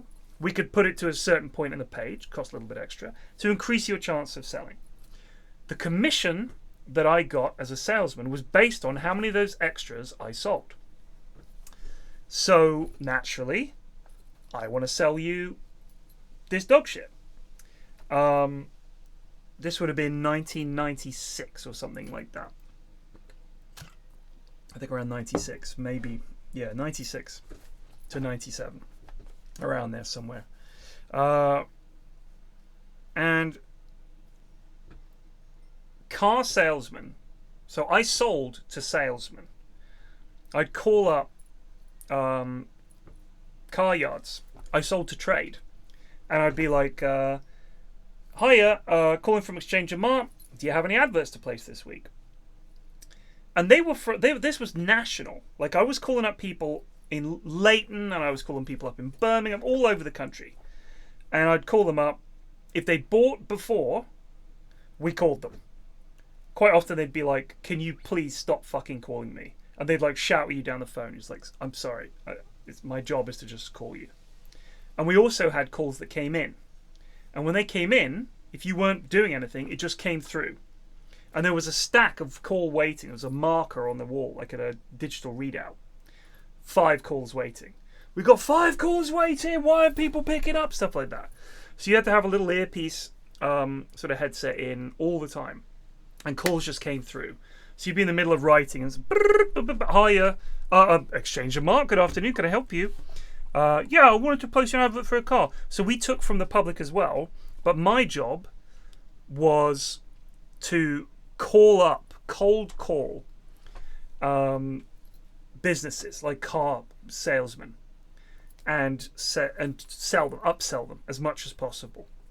So yeah, it was a fun summer. I didn't mind it. I quite enjoyed it. And I thought, I listened to the other guys around me who were all full-time. They were wearing, the way there's a fad for people to wear shoes without socks, but they wear shoes, with ankles. Joe, do you remember I called Joe out for this? Joe looks good in it, all right? It's obviously a modern fashion. He wears little cut-off socks, like the kind of socks you'd wear, trainer socks. He wears those with you're a fucking weeb, mate, aren't you? Aren't you an anime fan? Like, what? Who gives a shit? So anyway, this guy, they wore loafers, but they didn't wear socks of any kind.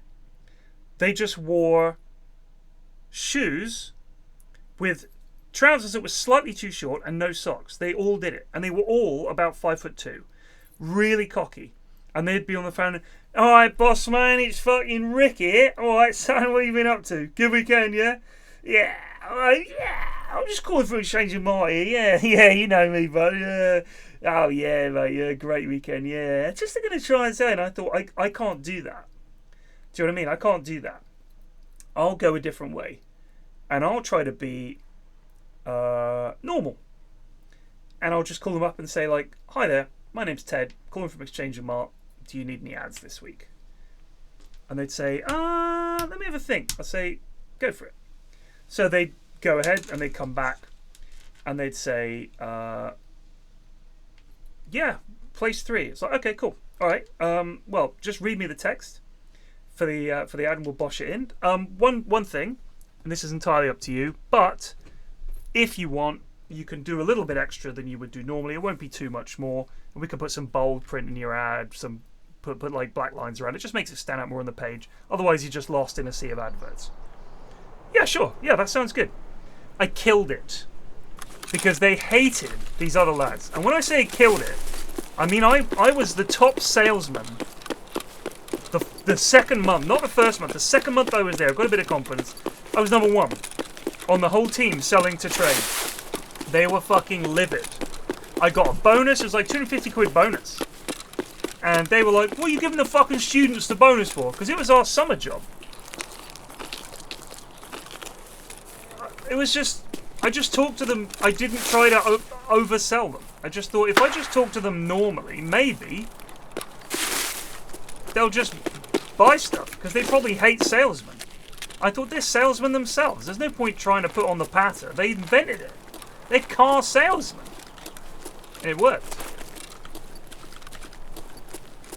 Ah!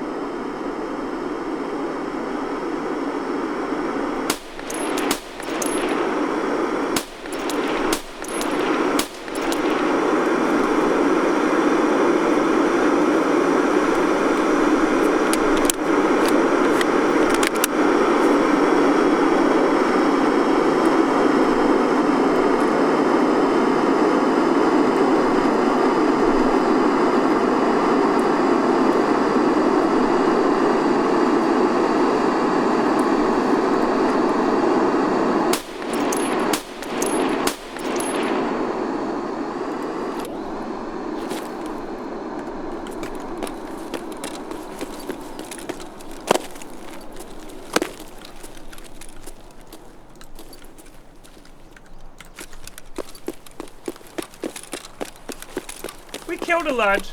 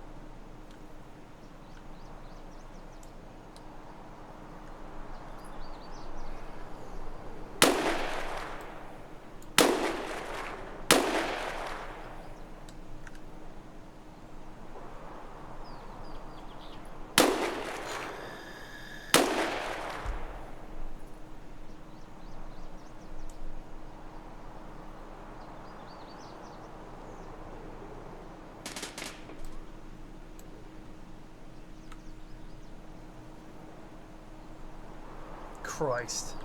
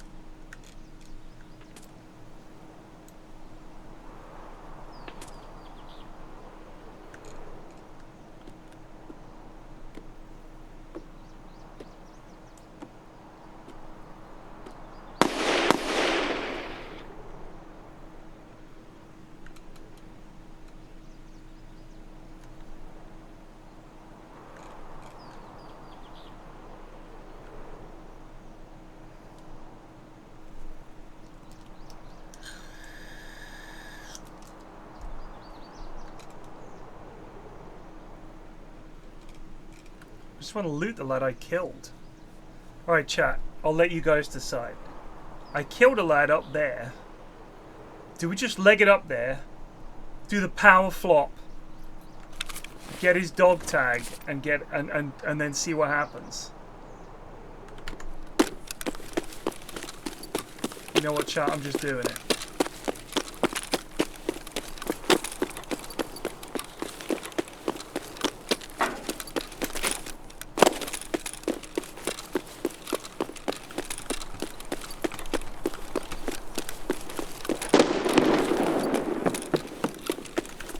Where's his body?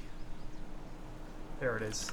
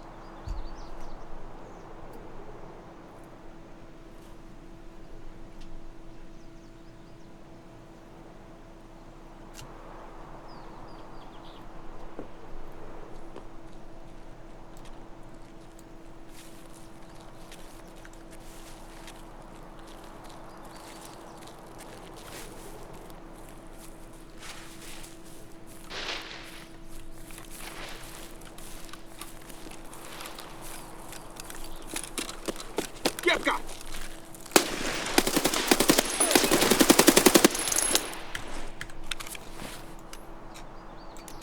Bless you, sir.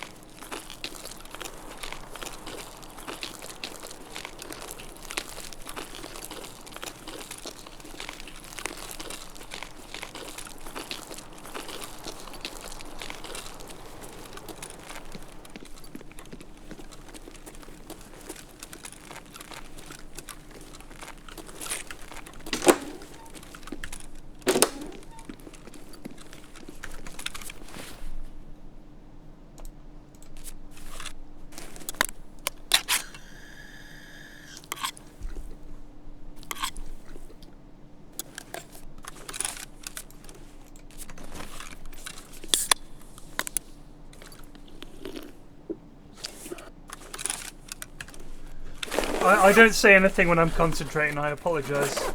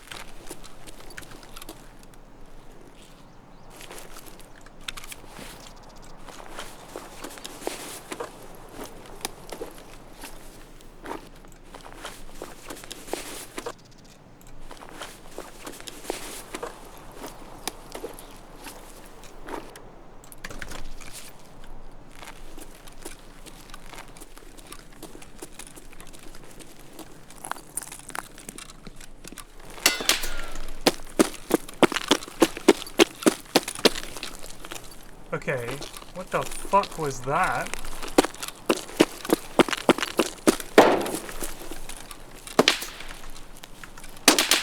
Sniper scout.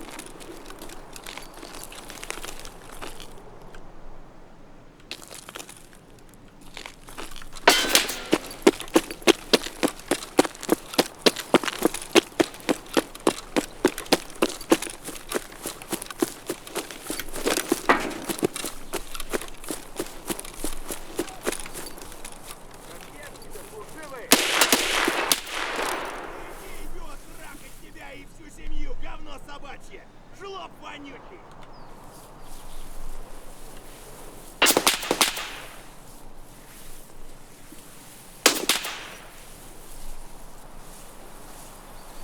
We're in a hell of a spot here, team.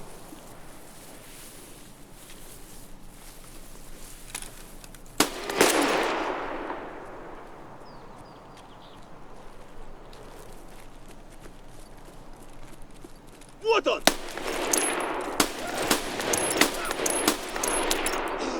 Гнида!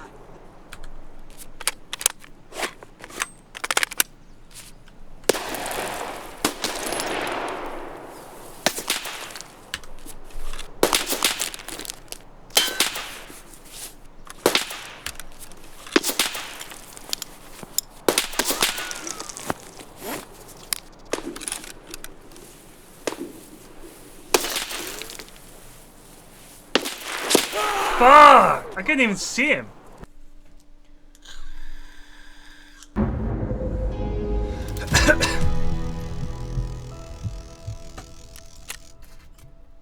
Damn. Nice jump, Alistair. It's been fun. I mean, I've been. Oh, he just got. It was like a lucky ricochet or something.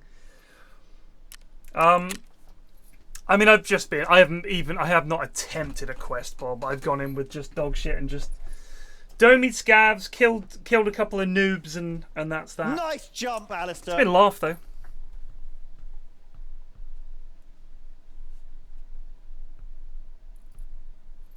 Did I tell you, Bob? I found a LEDX on customs, spawned at the giving tree, opened the bag, LEDX. Put it up my arse, tried to run out, bumped into a lad, shot him like with I had a 5.7. Went bang, bang, bang, bang, bang, bang, bang, and he just turned and went bang like with a Mosin or some shit. That's like my first time back in like what? What's it been? It must have been 4 months. I found LEDX, like third rate. I was like, are you fucking kidding me? And then of course didn't get out with it, but they vend it for 600k. So I wasn't too upset, but because I'm not doing quests anymore, it was like, oh, it is what it is. But just like, are you fucking kidding me? All those runs on fucking Shoreline, and he was like, have one out of the orange bag. I was like, are you fucking kidding me? Yeah, the 5.7's good. It didn't have good ammo in it. Anyway, it's 12:30. So I'm just going to do one more.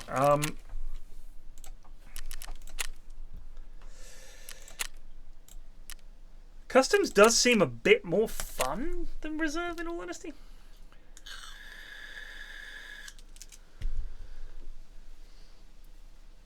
Like, Customs is just a Bantz map, you know? I like it. I played it a lot this wipe. Played a lot of Customs. Just a fun map. Just like it. I did get a bit sick of it. I think my new approach for this wipe, the problem is when I go for, I'm doing quests and leveling, it becomes a chore. And every raid I do, I'm focused on a quest. Or I'll save guns because I'm like, I'll save that for when I do that quest. And then I end up dying 4 times trying to do the quest. So then I start trying to do the quest with dog shit. And it's like I'm just running to a pier to place a fucking medallion or whatever it is. And it gets kind of annoying. I did a lot of quests just by stacking with the goons and being like, alright lads, I need 5 boys for this. And we'll just go in. That's like half the lobby. And we'll just wait a bit and then do our quests. And that actually made it a lot of fun. But once I got to the point where I just wanted to sort of try and grind some of the harder quests. The problem is you bring the goons with you and it's just a fucking death sentence. It's like all you can hear is, oh, I found some peas here. Anyone need drink? Anyone need? I've got a gas hand. Anyone need a gas hand? Oh yeah, I need a gas hand. Where are you? Oh, I'm on the third floor. Brrr, like that. And then some lad comes in and just goes, just hoses everyone down. Oh, I thought it was you. No, I thought it was you. It's like that. So the goon runs early on when you're just running to Big Red or whatever. Who gives a shit? But the goon runs eventually become just chit-chat agony.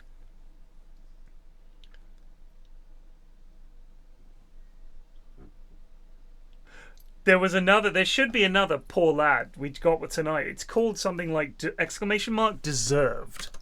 I think it's deserved.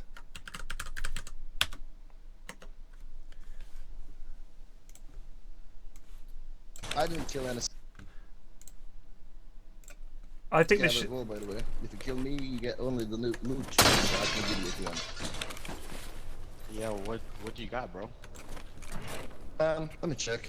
The bake easy, golden chain. That settled that problem right there, baby! You deserve it. So, for context, that was a PMC and I was a scav. What is this where scavs and PMCs are fucking getting along like chums? What is happening here? What is happening here? He's a PMC, I'm a scav. I kill him. I'm a PMC, he's a PMC. I kill him. There's no friends in Tarkov. Like I said, next wipe, that'll be the guy fucking doming you. No, there is no friendship. There is no friendship. If I have the chance to kill you, especially if I'm a scav and you're a PMC, I will fucking shoot you in the head. I used to enjoy the old version of the game where you could just kill scavs left, right, and center. If you did it, yep, you'd aggro the scavs. Happy with that. Co-op extract. That was my point exactly, Bob. I said that's the only time it would be acceptable would be if we were doing a co-op extract. Then, sure. We both get something out of this. Drop your shit. Let's go. We get a loot box each. Happy to do that.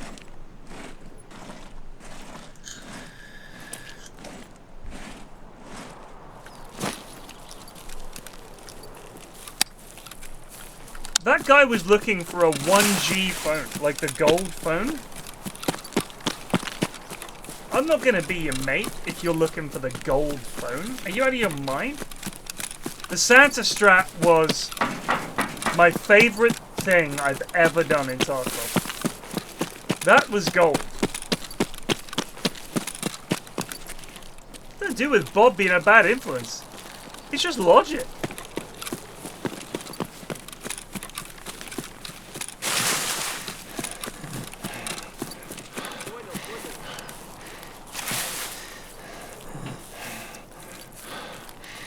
Exactly, Bob. He wants a 1G phone? Yeah, there's the 1G phone. He bends over. Go.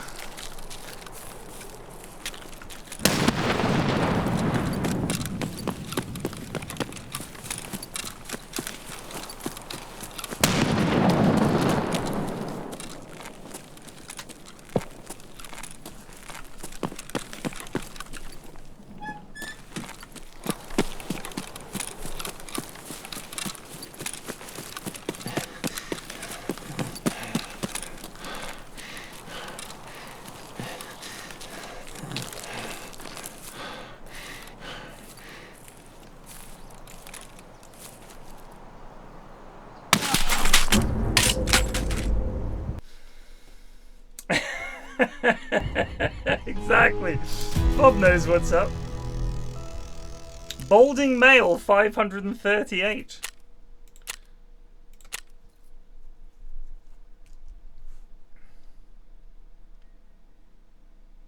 Yeah, Rust. I mean, if you're someone in Rust, that I don't know, I'm killing you. I don't understand where this has come from. This let's be chum shit. What the fuck is wrong with people, man? Just kill on sight. Kill on sight. People making friends. People making friends in fucking Rust. People making friends in fucking DayZ. I'm gonna kill you.